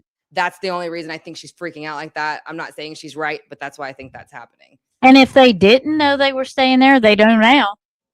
Yeah, I mean, that's the thing. She it's should have kinda- just went inside. Yeah, and I'm Yeah. not saying she should have went outside and did it, but I'm Yeah. just saying I think that's why she did it though. Yeah, she should have just went and turned around and went inside because Yeah. now if they had any Yeah. suspicion that they were there, they probably think, oh, well, Yeah. she- Because they're what here. did that do either? You know, I Yeah, mean, that didn't yeah. do anything but make her look like a fool. So Yeah, I mean, but let's see. so if they are staying there, people know now. Yeah, exactly. So I'm going through chat. I need to actually slow it down. I'm gonna do that real quick. I'm gonna slow down chat because it goes faster on StreamYard, I feel like, than it does Mhm. on YouTube. So let me see.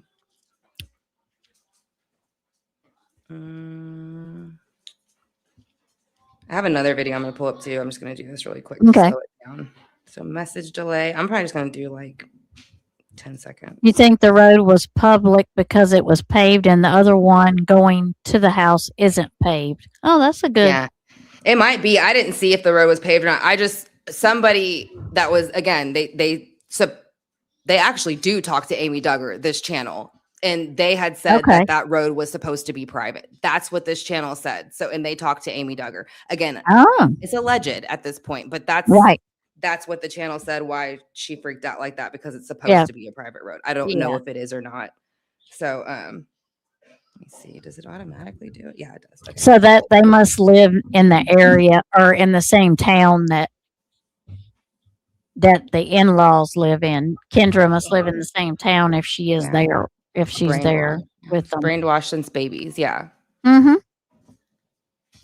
And then, hello, how are you? I don't think I've ever seen you in my chat. I don't. We met in a funny way. If he wants to share it, he can. I was like, I won't share Okay. it, but we met in a funny way. So it's good to see you. Thanks for Yeah. being here. Yep. Welcome. Yeah, we're talking welcome. about Duggars. So let me see. I'm just going through the comments because they kind of sped up on me, so I didn't get to see a lot of them. And then I'll pull up the second kind of interview thing that we have, little news clip. And there's probably a ton more too. So let's see. I am protecting children. Yeah, that was Tara's favorite part. I'm protecting children. Yeah. And she's got a bag of like baby clothes and a water bottle, shaking it all around. Yeah, that's why when me and Megan was talking, I'm like, what kids? She don't have any. Yeah. Does she have any young kids at home? And I didn't realize until just now that Kendra and the kids were staying there. And I'm like, oh, that makes sense now. Yeah. And I was going to ask Tara, and I don't know if anybody else in the chats know, what is the age of their youngest kids? Michelle and Jim Bob. The stupidest name too, you know, but just call me JB. No, call me Jim Bob. Yeah. Yeah. My name's Jim Bob. I hug my kids halfway because I don't want to get impure thoughts. Right. Yeah. 17. See that? So I think they're that's flipping out on reporters. The mom flipped out, I think, a day or two ago. I think I saw it. I want to say this morning, but it was whenever. I'm pretty sure it's whenever Kendra got released from the jail is when that happened because I'm pretty sure that's when that happened because they followed her back from there. But the guy was really respectful to her about it. You know, that's why I don't know why she stayed so upset because the guy wasn't like saying anything crazy to her. Either way, I get, like I said, she shouldn't have went out there, but if she was going to, she, you know, should have calmed down after a little bit because the guy was. And he also didn't get out of his vehicle. No, he didn't. was He really never. nice to her. Yeah, considering. Yeah, I mean, considering calling her mom, being real reporters and respectful. stuff. Yeah. And he got in his car and he left. Like he left. And he probably didn't have to. You know, if it wasn't a private road, then he didn't have to. Right. Yeah. Yesterday. So yeah, I think it was yesterday that it happened. Yeah. Because she didn't spend a day there, did she? Did she? How long? I don't think it was. I don't think it would have been a full day because it would have just been a misdemeanor, and I'm sure they would have paid to get her out too, pretty quickly. So their last three were born in 2007, 2008, and 2009. Okay. So the youngest, so 2007. Yeah. So they're all grown up, pretty much. I would think. Mm-hmm. Because Andrew's 18, and he was 2007. Yeah. She doesn't think the kids are there. Yeah, I don't know if they're there or not, but either way, that's what I was wondering too. You know, what if it's not her kids? What kids is she talking about? Because it did look like baby clothes almost, and I was thinking maybe grandkids possibly because she has so many of them. But again, you know, they got locks on them doors from the outside. Then if them kids are staying there too, because they ain't gonna stop the training when it's their night tip for them to be there. Well, they better take them off. Because that's what I'm sure they're panicking about. Yeah, she's probably like, God damn it, don't come over here and record us. We're trying to remove all the locks and all the shit that we're doing. Get out of here. Yeah. We're trying to cover our ass. Pretty much, yeah. And you're getting in the way. Get out of here. Let's see. Duggars they are can't weird, leave until yeah. Very weird and very tragic. Yeah. And now it's unfolding for everybody to see. Yep. And they can't leave till they're married. Yeah. Well, and then what happened with Jana though? That she couldn't leave till she was maybe it was a choice, but 34. Yeah, that's a little. Especially when all the other ones seem to get married off before they even barely turned 18, 20 something. So why did this girl? Is she going to have any? I mean, that's awful. If you want kids, that's awful late to get started, I think. Well, she just had a baby, I think. I'm pretty sure she finally did. But yeah, I mean, it's just interesting to me that she started her family so late when they seem to encourage all the other children so early on to do that. So, oh, really? Put Ronnie's comment up there. Let me see. I'm still scrolling. Anyone the can blanket enter, training so. is beyond. Before that, I hadn't been safe for a while. I think it's 17. I'm yours. This comment, I'm sure the kids will be questioned. No, all the way at the bottom. Okay, I'm not. Hold on, over there. Oh, you made it that yeah, far. that's why I said I like mine jumped up on me quick. I don't really know why. Okay. I'm trying to get there. Okay, so Kendra's definitely there. So the kids are probably too then, if she's allowed to be with them. I don't know if she would be though for those kind of charges. Yeah, I don't know. I don't think. I mean, if they were, then yeah, they're the ones supervising her, so she can be with her kids. That's how That that may works. be She it. can't. Yeah, she can't be there with him by herself. So Yeah. somebody has to supervise them, and I don't know if they would, because of the situation, and if that's their beliefs. I mean, they Yeah. can't really hand them back over to a family they think are going to lock them in the bedroom right back up again. Yeah. So that's the only thing about that. She's admitted to some of this stuff, whether they admit straight out to the locks or not. I mean, where do you think they're getting it from? You know what I Right. mean? So they would have to almost go with the family. And since they're saying she was on that this thing happened on vacation with her family, I mean, what is the no contact order with her family? So that's what I'm saying. So Right. I just wonder, yeah, what's going on with that. But so let me see which other ones I have lined up here. I didn't do too many of them. So Josh Duggar's family. We have his see. I have Josh Duggar's interrogation audio that I wanted to eventually get to too, because there's a lot of stuff on that that's pretty interesting. But yeah, there's a lot of more bigger channels. I don't really want to share their stuff too much. So let me pull up some other article real quick. Anna has maintained her commitment to Josh and regularly visits him in prison. Rarely visits him? Children. Regularly. Oh, okay. Well, I also wow. heard too this last time he's supposed to have got caught talking to somebody again. So No. supposedly too, he's been caught talking to two people even in jail behind her back on like the Nice. phones and stuff he's been getting caught on. So that's what I feel. And I told Tara that I kind of feel like Anna is detaching herself from them mentally a lot. You know what I mean? And then they're kind of saying now too recently they think allegedly that they bought her like a really expensive house. Like it could be like $1 million house almost. And I'm wondering if that's because again, of like everything that's happened with Josh, and it's a way to just keep her around, keep her quiet, and make it as, because I think that she'll still kind of present she's with him even if she decides to not really deal with him anymore. Right. Unless she decides to just break away from it altogether. But it would be nice to kind of see maybe Anna and Kendra break away from them altogether. And it will be interesting if he doesn't get life, what Kendra will do, because he won't be able to be around them kids. Right. So what's she going to do? She can't be with her husband then. And then I saw something too, where when Josh Duggar was on trial, that Anna left her kids with the Duggars to go stay with him under house arrest for a year.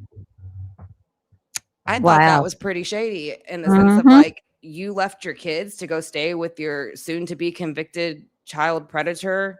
And then she got knocked up by him again while that was happening. Yeah. So, and I get like they're brainwashed and all that stuff. I mean, I'll say that too again, but still, Yeah. your husband's on trial for child porn, basically. Again, I already started it. So yes, for CP, and you're basically leaving your kids somewhere else so you can go hang out with them and get knocked up by them again. Yeah. Sad. Anna stayed because she kept, and that's the thing. They have no financial resources. So she has, she has the kids and they don't know how to do any. Well, somebody said she tried to do a dog, like a dog business, where I guess she would sell different puppies. So I think she tried to do that for a bit, but I don't know how that went. Anna thinks it's Obama and the hacker's fault. Yeah, so it's so delusional. Does she still think that? Like she's said that recently, or oh my gosh. or when did she say that? I guess is a better way, because that's just a baby number 8. Anna was. I didn't realize they had that many kids. Dog breeder, yeah. So she was becoming a dog breeder. Yeah. Oh, close the door, please. Don't let bugs in here. He looks like a lizard almost. Might not let that thing in here. I'll freak out. Okay, so let me see. I think I'm going to pull up.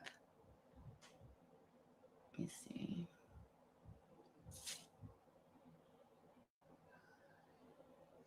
It says, who is next? I'm going to pull this up just because I'm curious.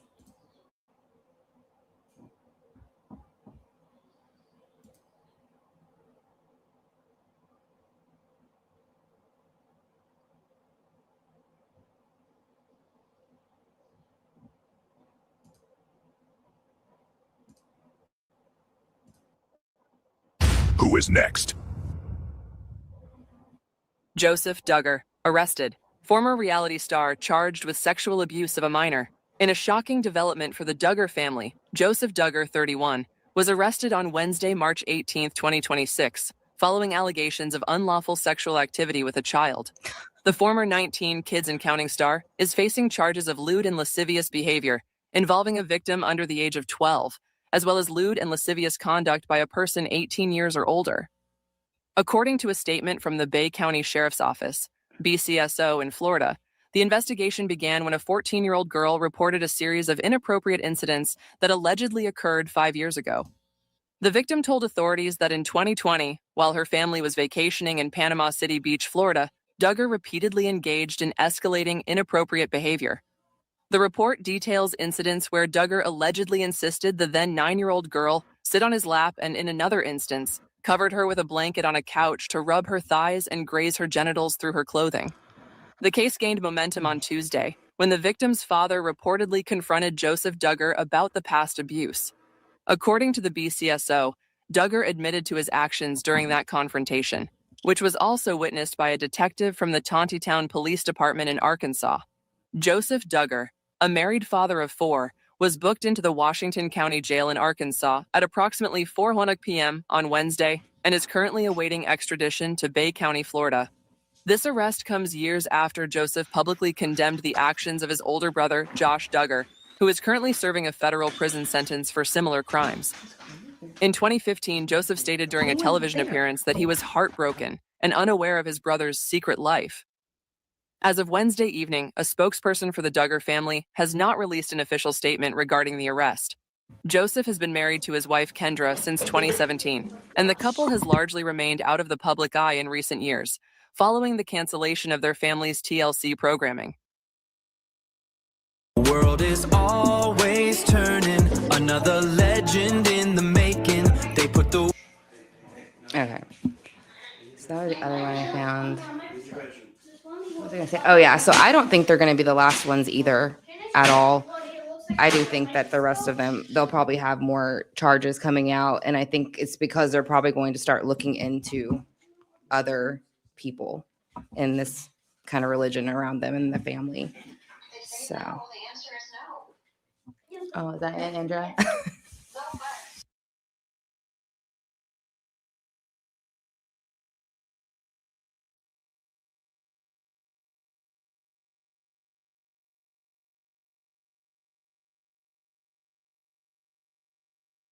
Okay, so that is that. And yeah, I was saying to Tara too, I don't think that Joseph will be the last Duggar either. I think there'll be more of them.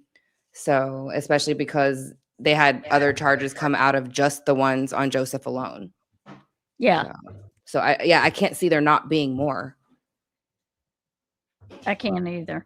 Yeah, because I mean, if it's them and it's this many and just this family, and there's so many people that are doing this religion around, I don't know. I just would think that it's going to start to domino effect. I don't see how it couldn't, because the world is starting to know. So people are going to want things to be done. More eyes on them now.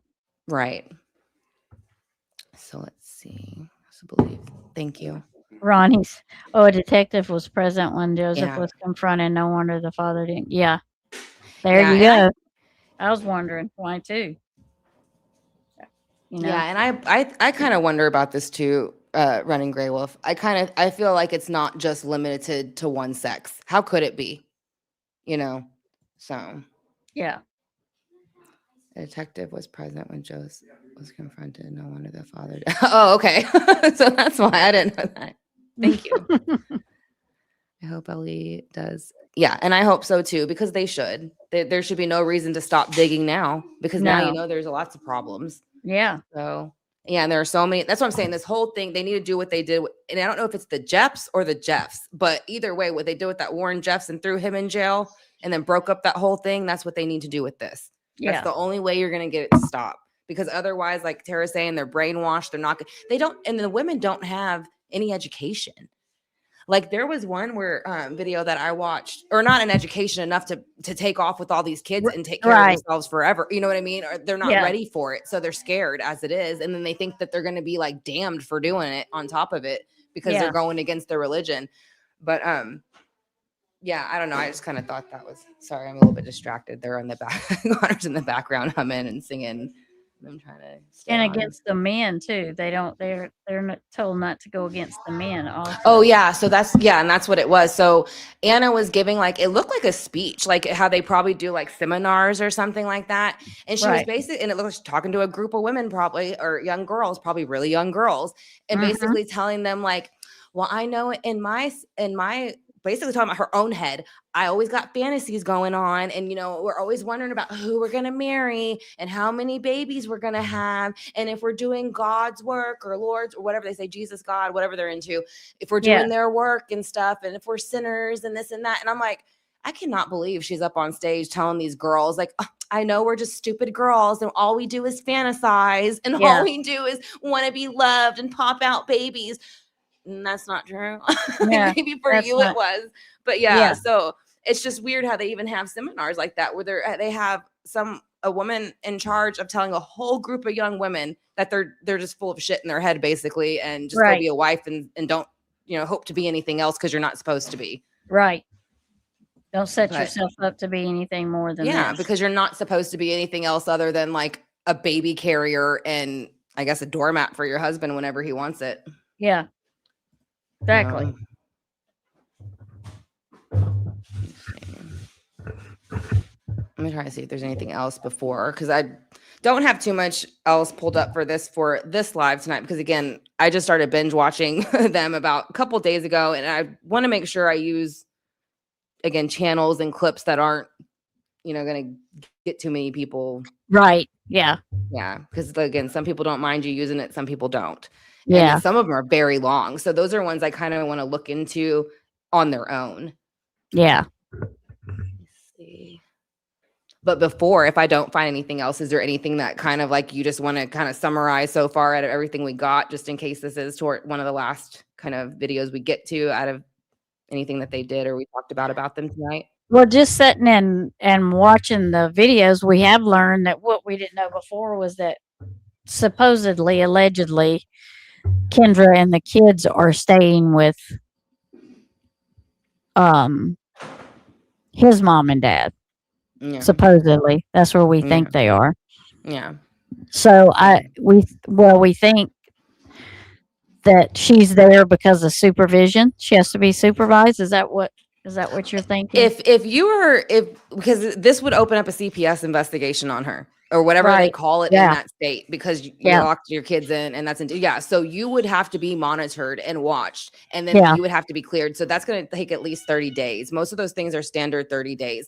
But again, the person they leave them with has to be approved. That's why I wonder if they are there because of the situation with Joseph and it being his parents. I don't feel like they could be, but if they are, yes, she's more than likely being supervised by one of the adults in that house. Now, if her parents are around, maybe they're with her parents and she's with his parents because she can't be with them. Be. Yeah, that's about the only two scenarios I'm seeing, whether they're with her family or they're there with her, and they're being supervised all together. Yeah.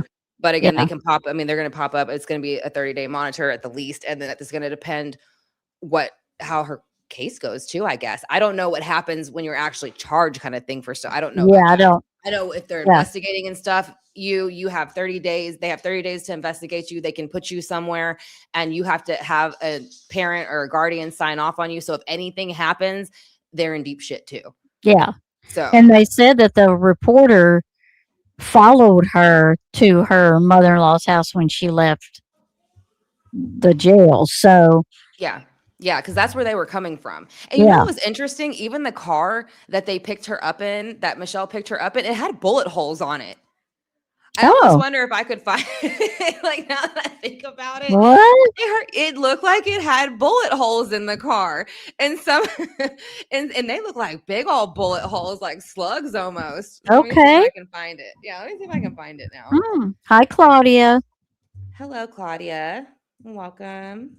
Duggar. No, it's okay. You're welcome in. That's all right. I don't have everything pulled up either. I'm just kind of hopping around as things pop into my head. So You bear saw with the my bullet holes in the passenger side running Grey Wolf? Yeah. Yeah, there was bullet holes, and they were big ass bullet holes. So I was like, "What is going on with?" That's what I'm saying. These people are criminals, man. They're criminals, is what they Whose are. car was it? Whose car was it? It had to be theirs because Michelle's the one driving it. It's Michelle's car. Michelle's getting shot at. Wow. She's the worst out of them all, I bet. Surely those aren't those stupid stickers. Oh yeah, right. I don't know. Let's see. They do have those. I know. I'm about to see if this is what. Because of course, they have a bunch of ones of them talking about her being released, but I wonder if they're going to show the actual footage of her. Yeah. Yeah, because I did see it, but I wish I would have saved it. I didn't think about pulling it up to just Hey, show people the Tony. bullet holes in the car. That's hilarious. I didn't even notice that. Yeah, man, I wish I would have. That's what I said. I gotta get used to like screenshotting stuff or automatically saving it because I watch so much stuff and then I get lost track of it. I'll have to look for that one. Yeah. Because Yeah. you see her driving and then they're talking about it looks like she's like trying to rub tears out of her eyes and there's bullet holes on the side of the car. I was like, how much more of a hot mess can this get? Like, to be It completely can't. honest. I mean, at some point, you're like, really? This is just, is this AI? I mean, because at some point, you're like, I don't even know what I'm looking at.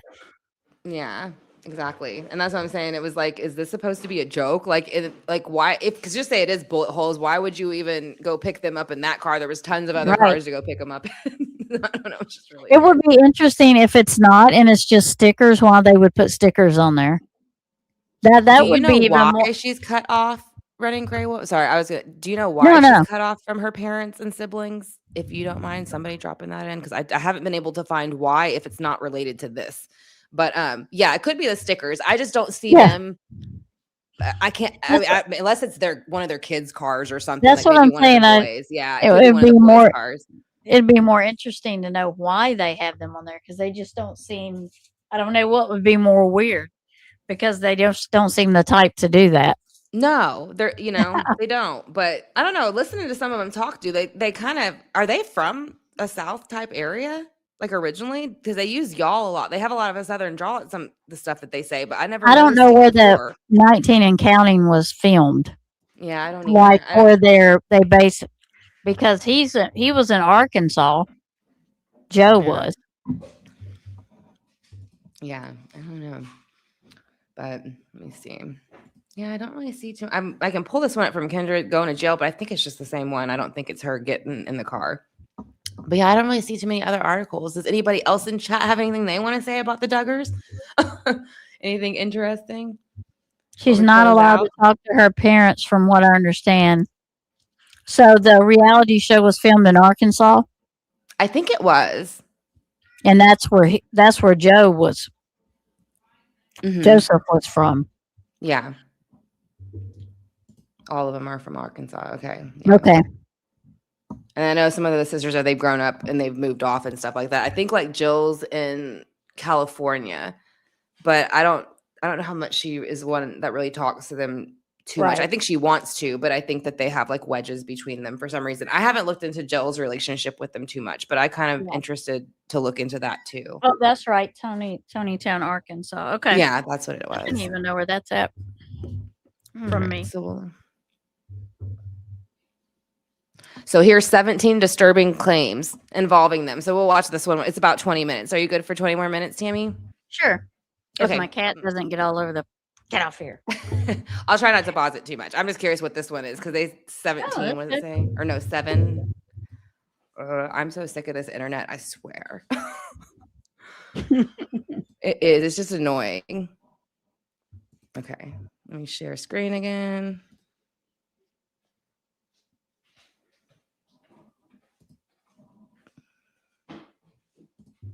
Okay. In just a second. It's going to load. Tiny town. Yeah, I heard something like that too, but I don't know. Oh, that's a good little ways for me. Is it? Yeah, it's like almost 6 hours. Okay. All right. So here is this one. Let me pull this off the screen. And here we go, y'all. After the bombshell criminal charges that were filed against two members of the Duggars this past week, Yeah, that's what I keep we are hearing now here. doing a deep dive into this clan and the dark allegations surrounding Good, this into the reality clan. TV All star right. family. From molestation accusations to religious teachings to child pornography to now charges of sexual abuse and false imprisonment. Let's discuss. Welcome to Sidebar, presented by Law and Crime. I'm Jesse Weber.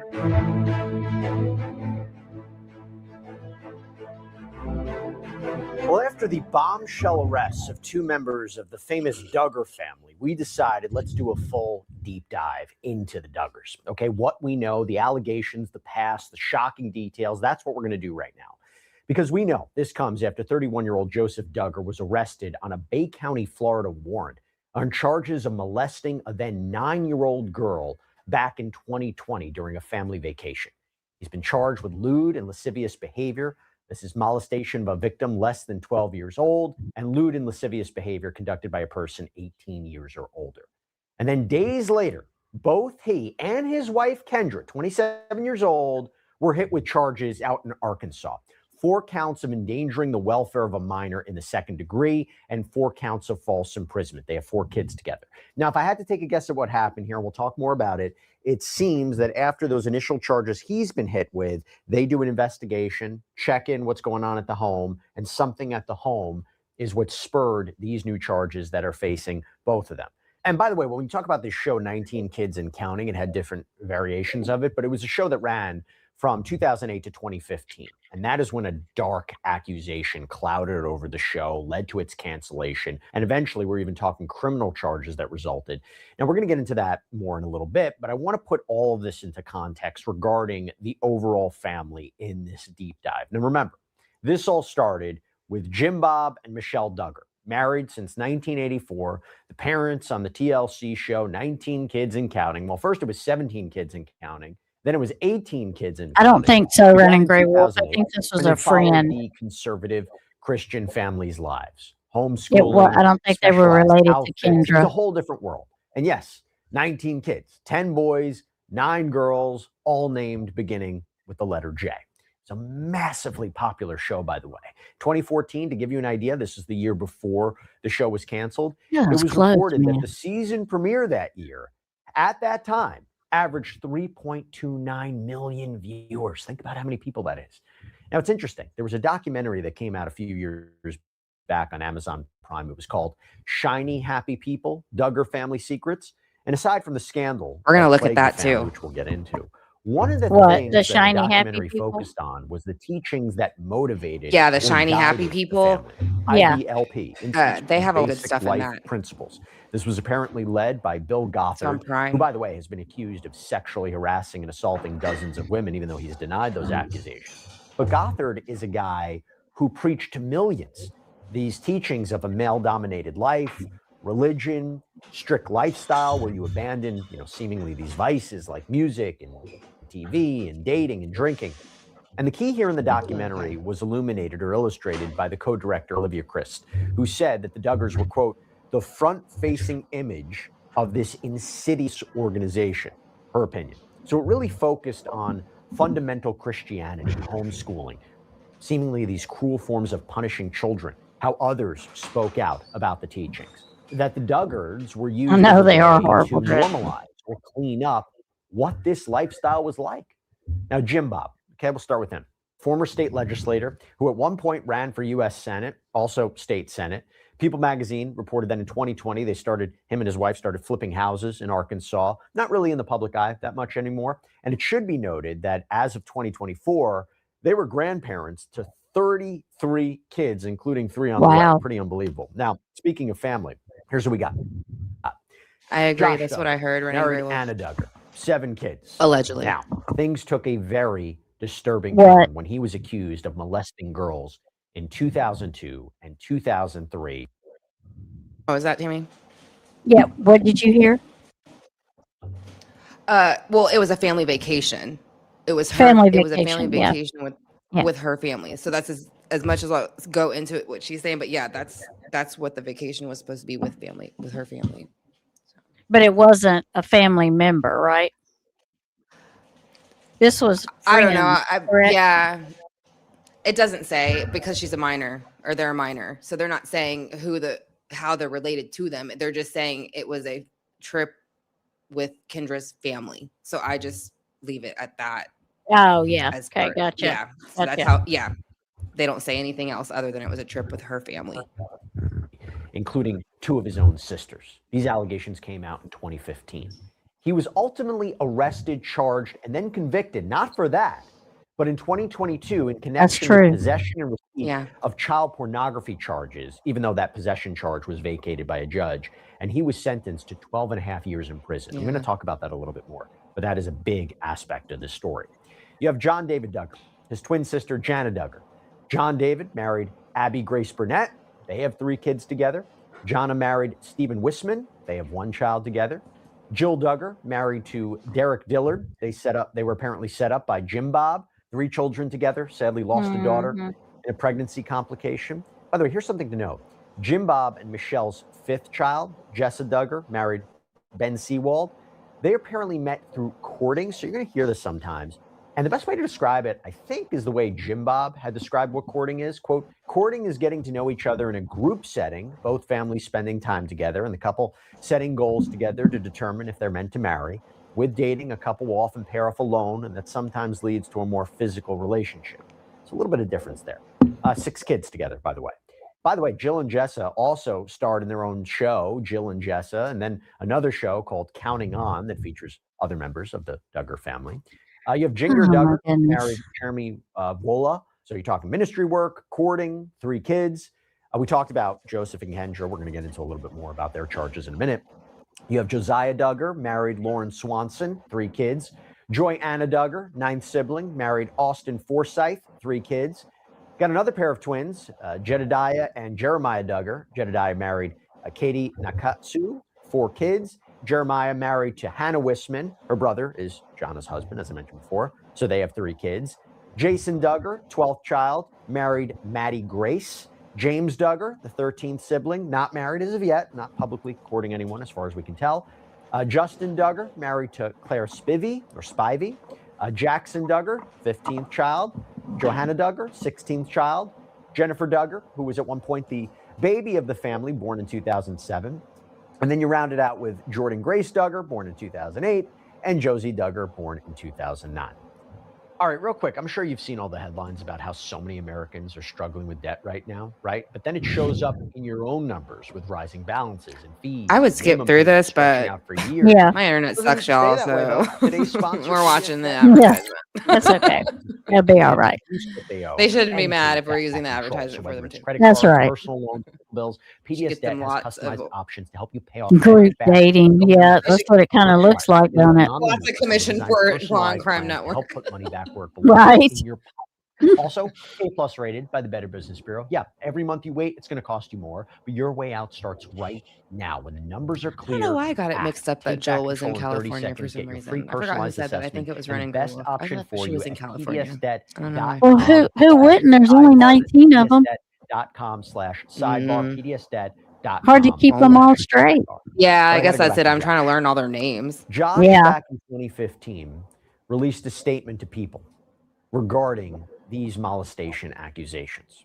He said, quote, 12 years ago, as a young teenager, I acted inexcusably, for which I am extremely sorry and deeply regret.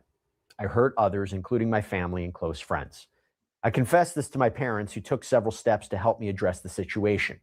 We spoke with the authorities, where I confessed my wrongdoing, and my parents arranged for me and those affected by my actions to receive counseling. I understood that if I continued down this wrong road, that I would end up ruining my life. Now, it was reported that Jim Bob and Michelle, the parents here, knew about this, knew about Josh's allegations of molesting his own sisters. And in fact, Jim Bob and Michelle said in a statement at the time, Josh has resigned from his position at the Family Research Council as a result of the accusations becoming public, but his family has stood behind him. There was reporting that Jim Bob and Michelle knew about Josh's allegations of molesting his own sisters. And now that leads to a statement that they put out. They quote, back 12 years ago, our family went through one of the most difficult times of our lives. When Josh was a young teenager, he made some very bad mistakes. And he was Jana, shocked. He tried to teach him right and wrong, dark and difficult time caused J10, it's your turn. like never before. Hi, Chief. How are you? Why you see Right. accusations like this within the IBLP movement. Chief. Heather Heath. who You're is late. an No, I'm just kidding. ex-IBLP member, You're late. You You're only can't person exist that without pissed being you. You're late. accused of Dang. tempting to attack you. And then there was this statement from Josh Pease, a pastor and journalist, spoke out in the series. The Duggar family is not a bizarre fascination. It is a horrifying glimpse of a story that was told over and over and over again in so many different families. And you know what else happened? The two sisters who were accused of being molested, Jill Dillard, Jessa Seawald, they identified themselves as the ones who were abused. They spoke to then Fox News' Megyn Kelly. Jessa said what her brother did was very wrong, but that the reactions against him were going too far. Quote, I do want to speak up in his defense against people who are calling him a child molester or a pedophile or a rapist, some people are saying. I'm like, that is so overboard and a lie, really. I mean, people get mad at me for saying that, but I can say this because I was one of the victims. Now, Jim Bob had apparently admitted at one point that he had placed safeguards on to protect his daughters from Josh after what he found out what had happened, but it wasn't foolproof, saying nothing ever happened in the girls' bedrooms after that. So he had safeguards that protected them from that. But there was another incident, two different instances where girls were laying on the couch. Now, 19 kids and counting. So then he was should have been taken removed off out the of the air house. after these accusations. Should have been removed out of the house first And time. at one point, the police report was made public by In Touch back in 2015.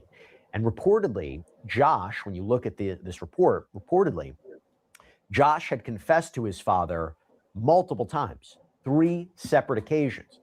And the revelation that the Duggars allegedly waited at least 16 months before reaching out to authorities. And In Touch discussed that the reason for there not being charges in connection with this was that there was a statute of limitations issue, that this ran by 2006 when the investigation started, and that Jim Bob And they knew that. They knew could it. have been Yeah, they criminally waited. charged and faced charges That's why they in waited. prison for not Father doing like it. son, exactly. But again, nothing resulted. And when you look Apples at the don't fall wording of far the from the report, tree it in that kind apparently of says, quote, situation. James said that in March of 2002, redacted Josh, who had just turned 14, came to him very upset and crying. James said that redacted Josh had told him that he had been sneaking into redacted his sister's room at night and had been touching redacted his sisters on the genital areas while they were sleeping. And the report details that Josh went from sister to sister, stating apparently all of the girls were sleeping in a common room. And then you go to what Josh was ultimately convicted of. Yeah. So this is from the ICE website, how he was sentenced to, I mentioned, over 12 years in prison without the possibility of parole on one count of receiving child sexual abuse material following an investigation that was conducted by the Homeland Security Investigations of Fayetteville. And it goes to say, quote, according to court documents and evidence presented at trial, Joshua James Duggar, 34, repeatedly downloaded and reviewed images and videos depicting the sexual abuse of children, including images of prepubescent children and depictions of sadistic abuse. In addition to the 151-month sentence, Duggar must serve 20 years supervised release, register as a sex offender, and pay $50,000 in fines. Okay. Duggar, a former reality television personality who appeared with his family on the TLC series 19 Kids and Counting, installed a password-protected partition on the hard drive of his desktop computer at his used car lot in Springdale to avoid pornography detecting software on the Just device. like Don There's Will. a knowledge component. He then accessed the partition to that one download child sexual abuse material from the internet multiple times over the course of 3 days in May of 2019. Again, goes to a lack of accident. The password for the partition was the same one he used for other personal and family accounts. So you're seeing how it's tied back to him. Duggar downloaded the material, used the dark web and online file sharing software, viewed it, and then removed it from his computer. Law enforcement in Arkansas detected Duggar's activity during an undercover investigation involving the online file sharing program, subsequently searched his car lot in November of 2019 and seized Duggar's desktop computer as well as other evidence. Significant evidence was found that pointed to Duggar's presence at the times of the offenses, including pictures that Duggar took on his phone that geolocated at or near the car lot. so really identifying him as the one who used these devices. Duggar also sent multiple time-stamped text messages to various individuals that indicated he was at the car lot at the relevant times, again, tying him to the access. The messages were sent and the iPhone pictures were created at times within minutes of when the child's sexual abuse material was downloaded or displayed on the desktop computer. Additionally, he was the only paid employee on the lot at those times. On December 9th, 2021, a federal jury in the Western District of Arkansas convicted Duggar of receiving and possessing material depicting minors engaged. I felt like he was going to try to say that somebody else at the dealership, because he was trying to get it overturned. Like I said earlier in the live, I felt like that's what he was trying to go down the route of somebody else downloaded it on the computer. But since they have it that he's deleting it, it shows you he does it all the time. Yeah. You know what I mean? Yeah. So Mhm. probably learned that from his daddy, in my opinion, too. Yeah. Yep. Absolutely. In church class, Bible study. And again, he's now serving a sentence at a low security facility out in Texas, set to be released in 2032. Let's go back to Joseph and Kendra, okay? Full circle. March 18th, the Bay County Sheriff's Office announced that they were charging 31-year-old Joseph Duggar, again, the Duggar's 7th child, with lewd and lascivious behavior. Joseph and his family, wife Kendra, the 4 children, they were living in Arkansas. The Sheriff's Office said in a statement, quote, on March 18th, 2026, Bay County investigators were contacted by a detective with the Tontatown Police Department regarding a report of past sexual abuse. The 14-year-old victim participated in a forensic interview where she disclosed several incidents involving Duggar that occurred during a family. I'm going to ask Tara about this real quick. Tara said that the church put the software on there and it was supposed to send a message to Anna and inform her if he looked. So Anna knew he was looking at porn. Mm-hmm. That's why we went to the dark web. So that's what I'm saying. You know what I mean? Like, what the? Wow. So she knew he was doing it. If he was looking at anything like that. So they knew. Yeah, she knew then too. And then she was leaving her kids there for a year to go stay on house arrest with them and get knocked up by him again before he went to jail again. Mm-hmm. So, yeah, there you go. Family vacation in Panama City Beach when she was 9 years old. According to the investigation, the incidents took place in 2020 while the family was staying at a residence on Danny Drive. The victim reported Duggar repeatedly asked her to sit on his lap. As the vacation continued, he also asked her to sit next to him on a couch and covered them with a blanket. During this time, Duggar manipulated the victim's underwear and grazed her genitals. Duggar would also continue to rub his hands on her thighs. The victim stated Duggar eventually apologized for his actions and the incident stopped after the apology. Investigators discovered the victim's father confronted Duggar about these incidents on March 17th, 2026. Duggar admitted his actions to the victim's father and to Tontatown detectives. Duggar was arrested out of state and charged with lewd and lascivious behavior. Duggar is currently awaiting extradition to Bay County. Now, regarding that alleged admission to the detective and the victim's father over the phone, Joseph also allegedly, quote, admitted his intentions were not pure. That's according to the affidavit. If that's true, if that can come into evidence, that is a strong piece of evidence, particularly when there might not be forensic material, right, or video footage, but you do have the account there and now an apparent admission. By the way, I did a whole episode about this with Dave Arenberg, former Palm Beach County State Attorney, about what defenses could be mounted, the strength of this case, what we should be looking out for. You can check it out. It's on our Law and Crime YouTube channel. But the video from Washington County, we have this. It kind of gives us a bird's eye view of Duggar getting booked, the angles of officers searching him, getting his information into the jail system. Take a look. Anything on you in the city of Pokey? No. And pockets, what you got? Oh, sorry, I thought you said if I had anything on me. You said not my pockets, I mean, yeah, you got somewhere else. All right. Any injuries? Well, I don't have anything to train. You've been here before? Not this side. Look, I think I got my brother went to school for getting police staff training. Oh, yeah. Got pepper sprayed out over here. Oh, really? Yeah. What's that name? Duggar. What did you do? Oh, he was on before. He was doing training? Yes. He did part-time with Tontatown. Crazy.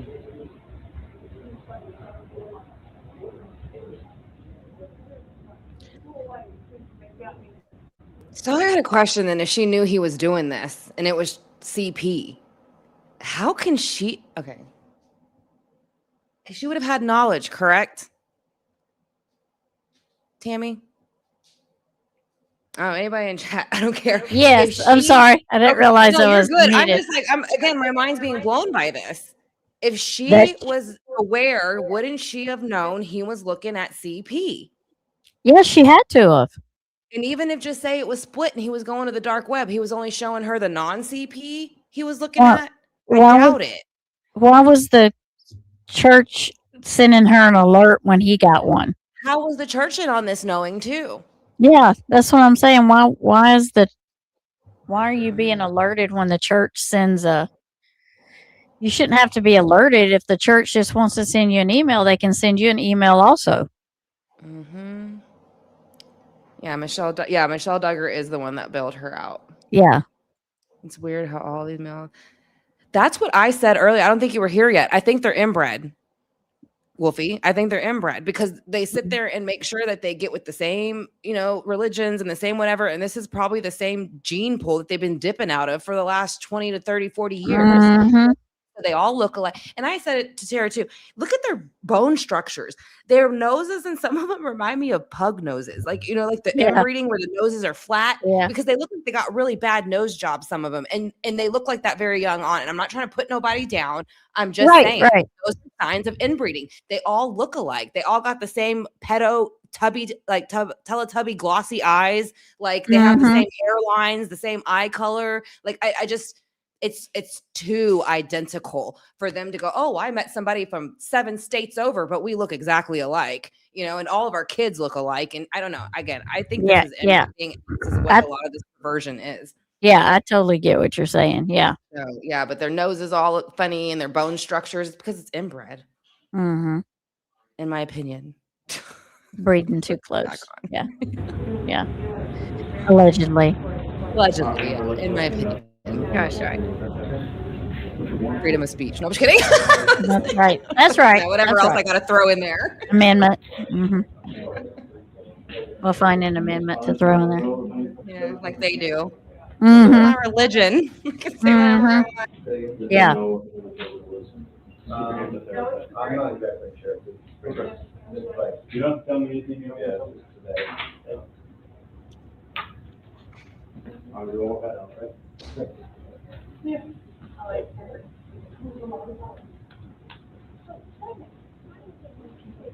You might like it, you better behave.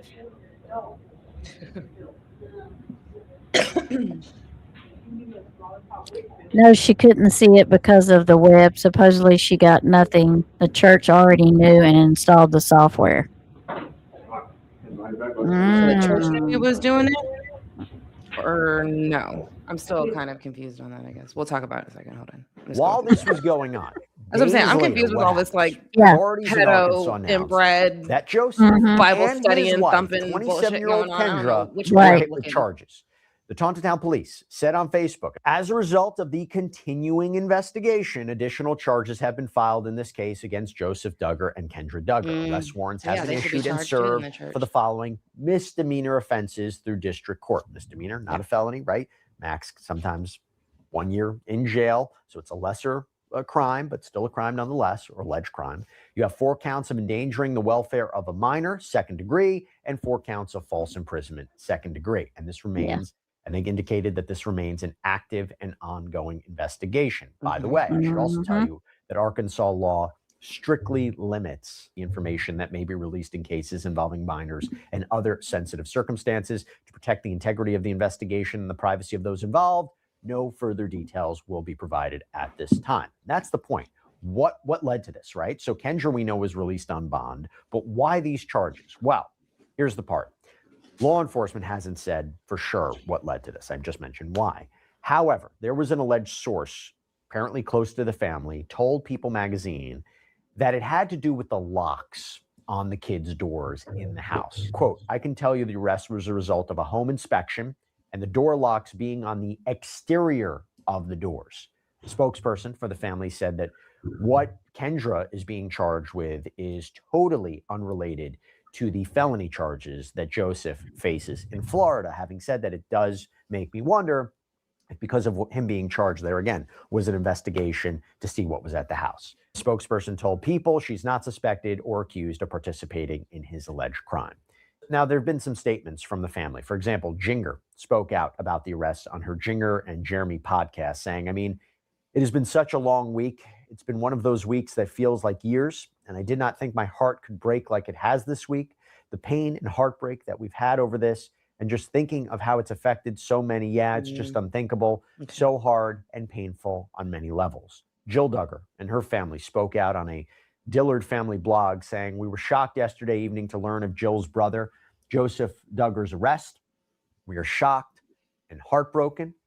The message continued, we strongly condemn abuse. We support the rule of law and hope that justice will be achieved. Our hearts go out to the innocent juvenile victim of this unspeakable crime and her family. We pray God gives her strength, comfort, and hope, and that she's able to get all the help and support she needs and deserves in the days ahead. Joseph's older brother, Josh, who I talked about before, apparently spoke out about the situation from He's a behind fine one to bars be through his talking. attorney told Us Weekly. he Josh should've just Duggar kept does it not know himself. the details of the claims that have been made against his brother Joseph, but he knows the media frenzy that any incident regarding his family creates. He feels for his brother because everything is amplified out of proportion by the media interest in his family. This makes the pain of the criminal justice process exponentially worse. Josh prays for his brother and he hopes that he can stay strong. He too has felt the crushing wave of accusation that is powered by the media Accusation, but it's downloaded on his stuff. Rejected. Yeah, it still can't and accept the what he church did. elders, Extradition. and the church elders had it on his computer to automatically tell them, and that's what I'm saying. Yeah. Like, I'm surprised they had, because Tara said they did it after he confessed or whatever. They put all that stuff on his computer to be able to tell. So it's like they were just monitoring this like freak for years. That's what I'm saying. Yeah. Like that's ridiculous. You have to monitor a full grown adult too, or something like that. But the blanket training, they were raised the same way. And that's what I was saying. Like, if you look at some of the books of what the girls have released, and I'm not saying anything bad about it, I'm just saying they're still implementing this training in different ways. They're just doing it a little different and they're talking about it a little different. Now, if you're grown and if you were raised that way, I understand that like they don't know any other way, but they know it's wrong. That's all I'm going to say. They know it's wrong, so they should still be doing it. So, and I think that's why a lot of them are quiet. And I don't know which ones, so I'm not going to say which ones. I don't know enough about the girls to say anything like that. But all I'm going to say is they're talking about it. The ones who have had books, and I can't remember all their names off the top of my head, but I will get to it at one point because I'm going to save everything. They talk about the blanket training in their books and things like that, how they kind of use the same tactics on their children, just a little bit different. That's all. Yeah. Yeah. So, okay, I think there's like, there's 1 minute, not even 1 minute of this left. So they probably are going to close it out. He headed to Florida to face those felony charges, and this is according to the Washington County Sheriff's Office. We'll see what comes next. But that's all we have for you right now here on Sidebar, everybody. Thank you so much for remove him off the screen. So there. So that'll be the last one that I share for tonight, so I can go Duggar dumpster diving some more for the next. I don't know, probably way too long. I don't need to be there, but I'm gonna, because I'm just weird like that. When I find something I want to look into, I will. So I'm going to keep looking at stuff on them, because again, I want to do like a progression of when we kind of started hearing more stuff about Josh when he got arrested, what happened with him. I have his interrogation saved, and then we're going to keep going from there and just kind of adding on, because there's a lot of stuff here, and then I want to get to some point at the shows where you see some of what's being said about the training and things. Then I want to look at, even if you can see on the show, I want to start looking at the doors. I want to see if you can see that there's locks from the outside, or if there's screws, like holes in the doors where you can tell they're taking them off for the cameras, because they had them, or that's why they had such a big house too. I get they had a lot of kids, but you didn't need 3 houses put together. No, that thing was huge. I don't know. Has anybody in chat seen the house? It was all over. Yeah. It's all over the first few seasons, or maybe it's not the first few seasons, because it happened later on into the seasons where they built those. I believe it was 3 houses that they put together, and it made this big house. But I think that you're talking about Duggar's house, which the older like they had moved and made this big house like a couple seasons in. Discovery Health is the one that paid for the house. They said they paid for it, but they didn't, of course. the network paid for it, and it was supposed to be 3 big houses put together or something like that, if I remember right. I was watching it at the time. I just stopped watching it. Someone else said it too. As they had more kids and more kids, it didn't become as interesting. You know, I mean, well, how many times are you gonna watch and keep popping out all these identical kids? You know Yeah. what I mean? They all wear the same clothes and do the same stuff. Yeah. But yeah, I was thinking that, you know, if they had those 3 parts of the house, maybe one side of the house had the locks and the other side didn't, depending on what they're going to film on. But I really I want to start looking through it and just seeing what these people's rooms and stuff look like from the outside. Yeah. Things like just little things that they say. But have you seen the house that No. Joseph and Kendra, the greenhouse? No, I haven't seen that house. It's huge. Is it? You've seen it? Yeah, because they were out in front of it. I forgot what channel it was that showed the outside. I think it was a news report. Showed the outside of the house is huge. Yeah. Well, I would think most of them are. Again, I can't see them really going backwards at this point and going for anything less. You know, and I think that as long as they stay in line, they do help them. You know what I mean? Or they kind of keep them, you know, submissive in a way, you know, give them enough to keep them quiet, just like anything else when you do that. Just like I think it, you know, allegedly, like what Tara and I were looking through, we're thinking possibly that Anna has this big house. It could be almost worth $1 million, and it's been recently given to her. Now, if I'm wrong, I'm wrong, but I'm looking more into it. If it was, though, I think it's like a hush gift. You know, like all the shit that Josh is pulling in prison, and she probably wants to get away from them because they've gotten into an argument with her family and she did leave the compound after that argument. So I want to do a whole thing on just her because I feel like she is getting sick of that family. I feel like she just is taking because I mean, what else is she going to do? You know, they give her a house. I mean, she's got those kids, so why wouldn't she stay there? But I kind of feel like she's detaching herself from that group mentally. So it would be interesting to see. And that's why I want to see what happens with Kendra in this charge and what she's going to do. Because if he doesn't get life, I don't think he's supposed to be allowed around his kids when he chooses to get out. Or when it's time for him to get out. But can't. Right. So what is she going to do? Is she going to do what Anna did and leave them with somebody so she can go live with her husband? Yeah. Or is she going to leave her husband and do the right thing and break the whole cycle? So I'm going to be interested to see. And he's going to have to register as a sex offender for the rest of his life. So, Yeah. So that's something that she's not going to be able to get around. And she's going to be watched for the most part until things calm down, even if she does get cleared. So, yeah, I have to look at their house. I didn't see their house. If it's the one that they showed recently, it's green. I think it's green and white. She said it's a 2-story house. So, yeah, it's huge. Let me see. Is Kendra's house her house or the Duggars? Yeah. And then Tara even said when they first moved Anna, and they made it sound like they were going to move her onto a compound. Like they had her in like a warehouse or something like that. Oh. They didn't even have her in a house. And that's why, you know, we were talking about maybe this house was a thing to finally like please her because they did get into an argument and a fallout and she left from that dwelling or whatever. But I do wonder if that had, you know, something to do with it a little bit. Yeah.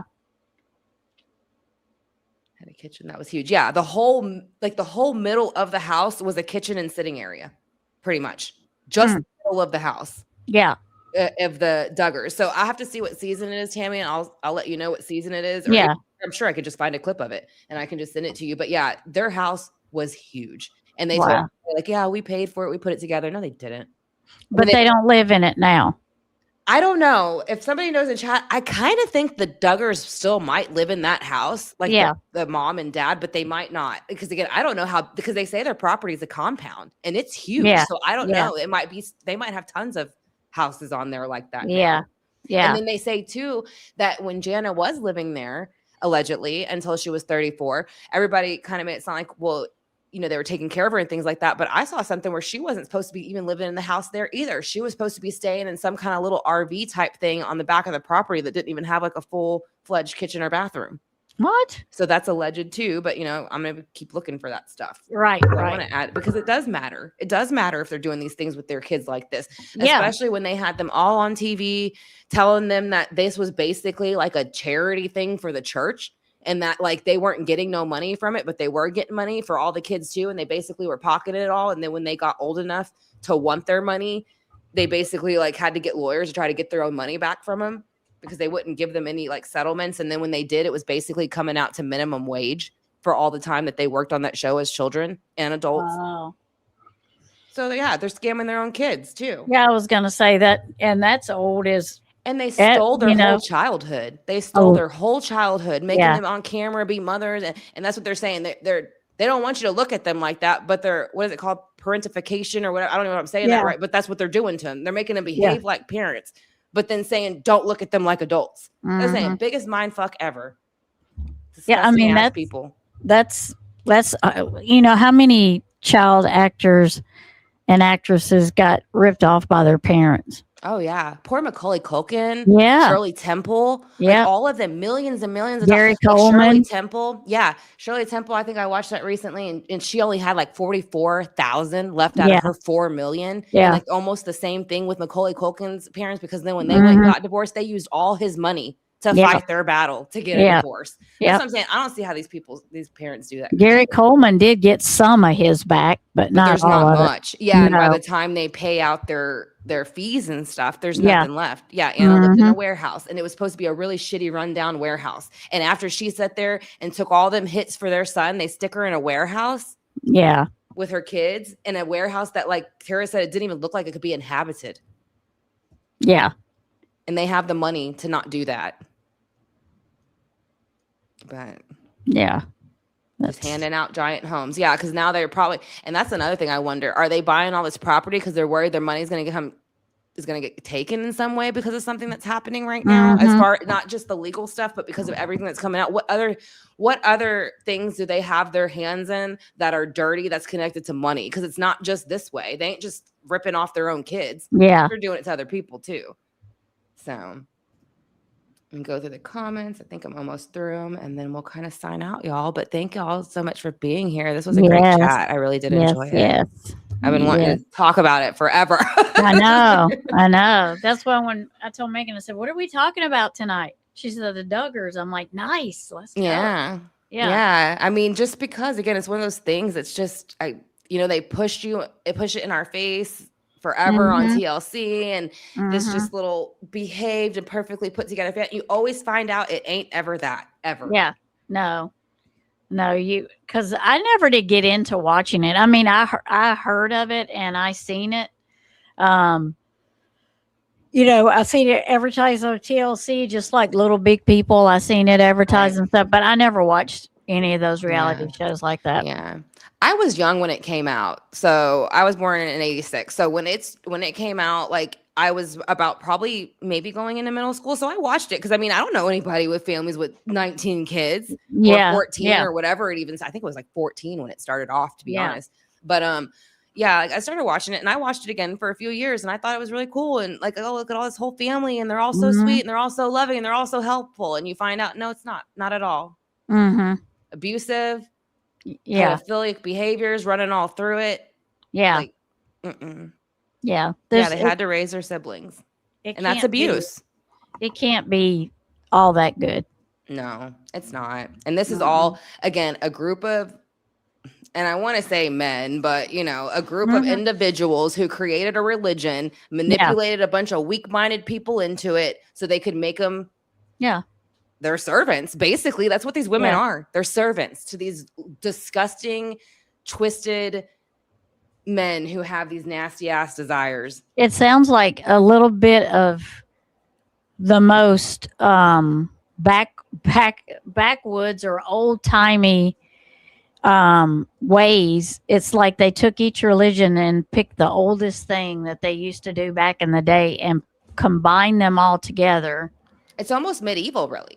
Like, how can you, in the sense of like, how can you tell someone like sister or anyone's victims, like, oh, well, he was just making bad decisions and he, said sorry to God or Jesus or whoever, again, they worship. And so now you have to forgive him. And if you don't, you're going to go to hell because, again, stealing a piece of gum is exactly the same as him touching you there. So if you want to get upset about it, then you're the problem. You know what I mean? Like, that's just. So what to me is kind of scary is if this is no big deal, what is a big deal? That's what I'm saying. Or is anything a big deal? Because if that's not a sin, then murder's not a sin. Right. I mean, what is a big deal to you in Nothing. in Nothing. this? They can do Exactly. whatever they want and Yeah. just say sorry. That's what I'm saying. No, no, no, no. Mhm. No, that shouldn't be allowed no more. Absolutely not. Your religion doesn't give you a right to touch somebody. Your religion Right. doesn't give you a right to lock kids in rooms. Your religion Right. doesn't give you a right to any of that. I don't give a fuck what you believe in. That's right. So, I agree. but I watch the Duggars because I like watching large amounts of food they would make from scratch. yeah, that was one thing. I liked looking at their pantry. Yeah. Because I mean, it was like a grocery store, you know? And I was Yeah. like, oh, that would be cool just to Right. walk in and like grab whatever you want and things like that. But again, probably fucking using food stamps for all Can them you kids, just imagine? fattening them. I can't imagine shopping for that many kids. No, no, I thanks. can't. I can't. It was called Little Women. Yeah, Little Women. Yeah. Yeah. Yeah. Yeah. I just didn't get into it because I'm just, Yeah, well 'cause now you know. Yeah. I hate the reality shows because they're not reality shows. No, Not they're all really. staged. They're all Yeah. staged. Like, I mean, Yeah. again, because even though they tell you this is their belief, I think the adults are full well aware that that's not Yeah. an acceptable. You know, they know they're manipulating their children. They know they're manipulating the rest of Mm-hmm. society to make them think they're not perverted and abusive, but they are. Yeah. So, so they all know they're doing it too. Just like Michelle Duggar knows exactly that. Yeah. She knows they're abusive and perverted. So, And you have to put, and with those shows, they had to put drama in there to keep people watching it. yeah. I mean, that's why Duck Dynasty, and I know because I'm an hour from where Duck Dynasty lives, all of the Robertsons, I live like an hour from them. And they quit doing Duck Dynasty because they wouldn't do the drama. They wanted them to do drama. Like they wanted them to fight amongst themselves. And they wanted them to not pray at the end of every show. They didn't want them doing that anymore. Yeah. And Phil Robertson said, no, that's not how it is. That's how they built their dynasty. Yeah. Was He's on like, praying and believing Yeah. in God and doing the Yeah. right things. yeah. He said, no, we're not going to do that. So you can take your, Yeah. you can take your show and keep it because Yeah. that's not us. Yeah, and they still Yeah. do well, the kids, and do their own things. And Oh, so like, yeah. you don't Yeah. have to like Yeah. sell your soul and sacrifice your beliefs to get Yeah. popular. And if you do, then it's all going to go to hell in a handbasket Mhm. like it's going for them right now because Mhm. that's just, you can't do that shit. Yeah. You can't. You see them riding around in town every once in a while when I go to Monroe, I see them, but Yeah. yeah, not often, but I'll see them passing or something, but Mm-hmm. yeah, they're still there. They're still there. Gus loves the tater tot casserole. I love Okay. tater tot casserole too. Now we're talking about food. We got on food now. Did they make tater tot casserole on there, Tara? I'm They- pretty sure they probably did. Hey, there is no telling what Miss Kay, all the stuff she made on there. Mm-hmm. I love tater tots. They're Mhm. really good. I love them more Mhm. from like at school though. I feel like they're extra good when you used to get them at school. So what's sadistic? I wouldn't be so. You have to kind of be a little messed up like that to look at CP, in my opinion. Yeah. Yeah, of course you are. Mhm. We can, Claudia. What I'm going to do is I'm going to put like different clips together because it would probably mostly be copyrighted. So Yeah. I'm going to try to see like Yeah. which channels have used stuff and I'm going to try to cut them up and put them together and then we'll stop. We'll have to pause quite often, y'all. So Yeah, we will. I'm going to let y'all know that ahead. We can watch shows and things like that, but we're going to have to pause it probably every 5 minutes, have a little bit of a discussion and then go back into it Yeah. because we won't be able to that way. Yeah. They can rather kill the live while it's happening if they really find you're doing it, or they just can Mhm. delete it after and it won't matter. So And YouTube has changed. Like, I know somebody that got their monetization taken away because yeah. the way they were doing videos before was fine, and they just kept doing that. And then when YouTube changed their rules or their way of us uploading and doing things, they did it the same as they've always done, and they demonetized them because Yeah. you can't do that anymore. No. So you got to be careful in how you do stuff now because they've changed. Yeah. That's way the you do only stuff. thing on here. I'm not someone who worries so much about like the censoring words. Sometimes I'll throw Right. one in there because I just automatically have been doing it out of like routine, but like I'm kind of breaking that. I don't really care for the censored word. I think it's stupid. So the only thing that I don't do so much is, again, I'll have to cut up stuff and use it, because that's the only thing I know you can really be hit for on your channel is using somebody else's stuff. Yeah. So and because those are shows put on there, TLC and them can hit me for it. So I definitely won't withstand TLC coming down on me for sure. Yeah, no. You sure don't. But I will find a way to do it. So what I'm probably going to do too is I'll cut it up, put it together, upload it, let YouTube run it, and then it'll tell me what's good out of it and what's not. And then I can also alter it that way too. Yeah. So we'll work on it. We'll get it going. Yeah. But so, but yeah, I do want to do, whenever you're again free, Tammy, I want to do Sebastian's live still for Sebastian Rogers, and just kind of update that for the kind of some of the searches and photos. And I need to get with Kylie again to see what videos it was too. Other than the search, because she had emailed me about a couple other videos. So I'll get with you on that, and then I'll post the link about 24 hours before, y'all. So be looking out for that. And then you said the next one we're going to do is going to be kind of just the paranormal kind of looking stuff on yours, or for the looking glass, I thought we would do something a little different. So if you want to. We can do readings too. We don't mind doing readings, but if y'all want to do some paranormal, we can talk about some of that, some haunted cemeteries or prisons or whatever, whatever y'all want to talk about. If people haven't put it in the comments, then we'll just get together and think of something to go with. Yeah. And we'll talk about it, because I want to talk to do some like black-eyed children. I want to do talk about maybe the Mothman. Yeah, I'd like to talk about. There's a couple of other cryptids I'd like to talk about. So the black-eyed children are really interesting, and there's so much on them. So. Yeah, I think they'd be interesting to talk about, but we can always just talk about, like Penhurst, or we can talk about. I think the haunted hospitals are really cool. And we can do that too. We can do the haunted hospitals too. Yep. Yeah. We can do those. I think those are both great. Prisons and hospitals are always good ones for lots of activity, just because there are, so much shit is going on there. But have you heard of the Pittmans? I haven't. I have not. We'll have to look into that one next. Yeah. Is that a reality show? It sounds like it. Yeah, she said the wife passed away giving birth. She had cancer. I remember watching one, and I don't think it's the Pittmans, because this was long time ago, but maybe it was. But there was one where a lady who was pregnant, and she had passed away after she had the baby because she had cancer. I don't know if it's the same one though. I don't think it is, because it was just one episode. What I saw. Oh, yeah. This sounds more like a series. What they're talking about. Tater tot was around. Yeah, they're still talking about the recipe. I mean, it does sound good. I mean, as screwed up as they are, I bet the tater tot casserole is probably good. I could not eat that. I couldn't. You don't like all the meat, yeah. Well, I don't like. I can't eat have the evaporated milk. Oh yeah, that kind of stuff is getting harder on my stomach. Yeah, I can't. Not as much heavy stuff like the tater tots, the meat, and the milk. Yeah, it's a little bit. Yeah, that would be and cheese. Yeah, I can't have dairy. Yes, and I can have dairy, but I'm lactose intolerant. So right. Yeah. So please, haunted. Okay. Yes, we will do haunted. Got it. We will do haunted. We will, and you won't be able to shut me up. And that's okay. I know Mandy has some good cemetery stories. So great. She can come up and tell some cemetery stories. She used to go this girl would go at 3:00 in the morning by herself to cemeteries. I don't know how I would be scared to death go. I wouldn't mind going, but I would not go by myself.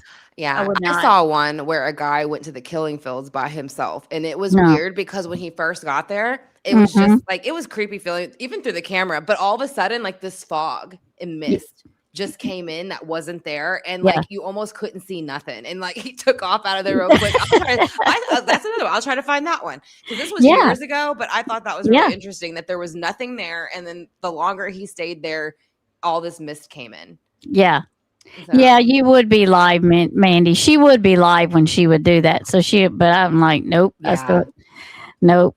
That's not being not alone. Not being not alone for me. I would have to have somebody physically there with me. Yeah. But what you just talking about sounds good, Megan. We can look at that. Yeah, that'll be good. I'll try to find it. It was years ago, so I'll look for it. I don't remember whose channel it was, but I mean, there's not, I imagine, too many killing Joel investigations uploaded on. I don't think so. Maybe on YouTube. Yeah. We'll find out though. Yeah. Frito pies. Those are good too. They are. Those make me think of the ballparks. It's an older reality show. Okay.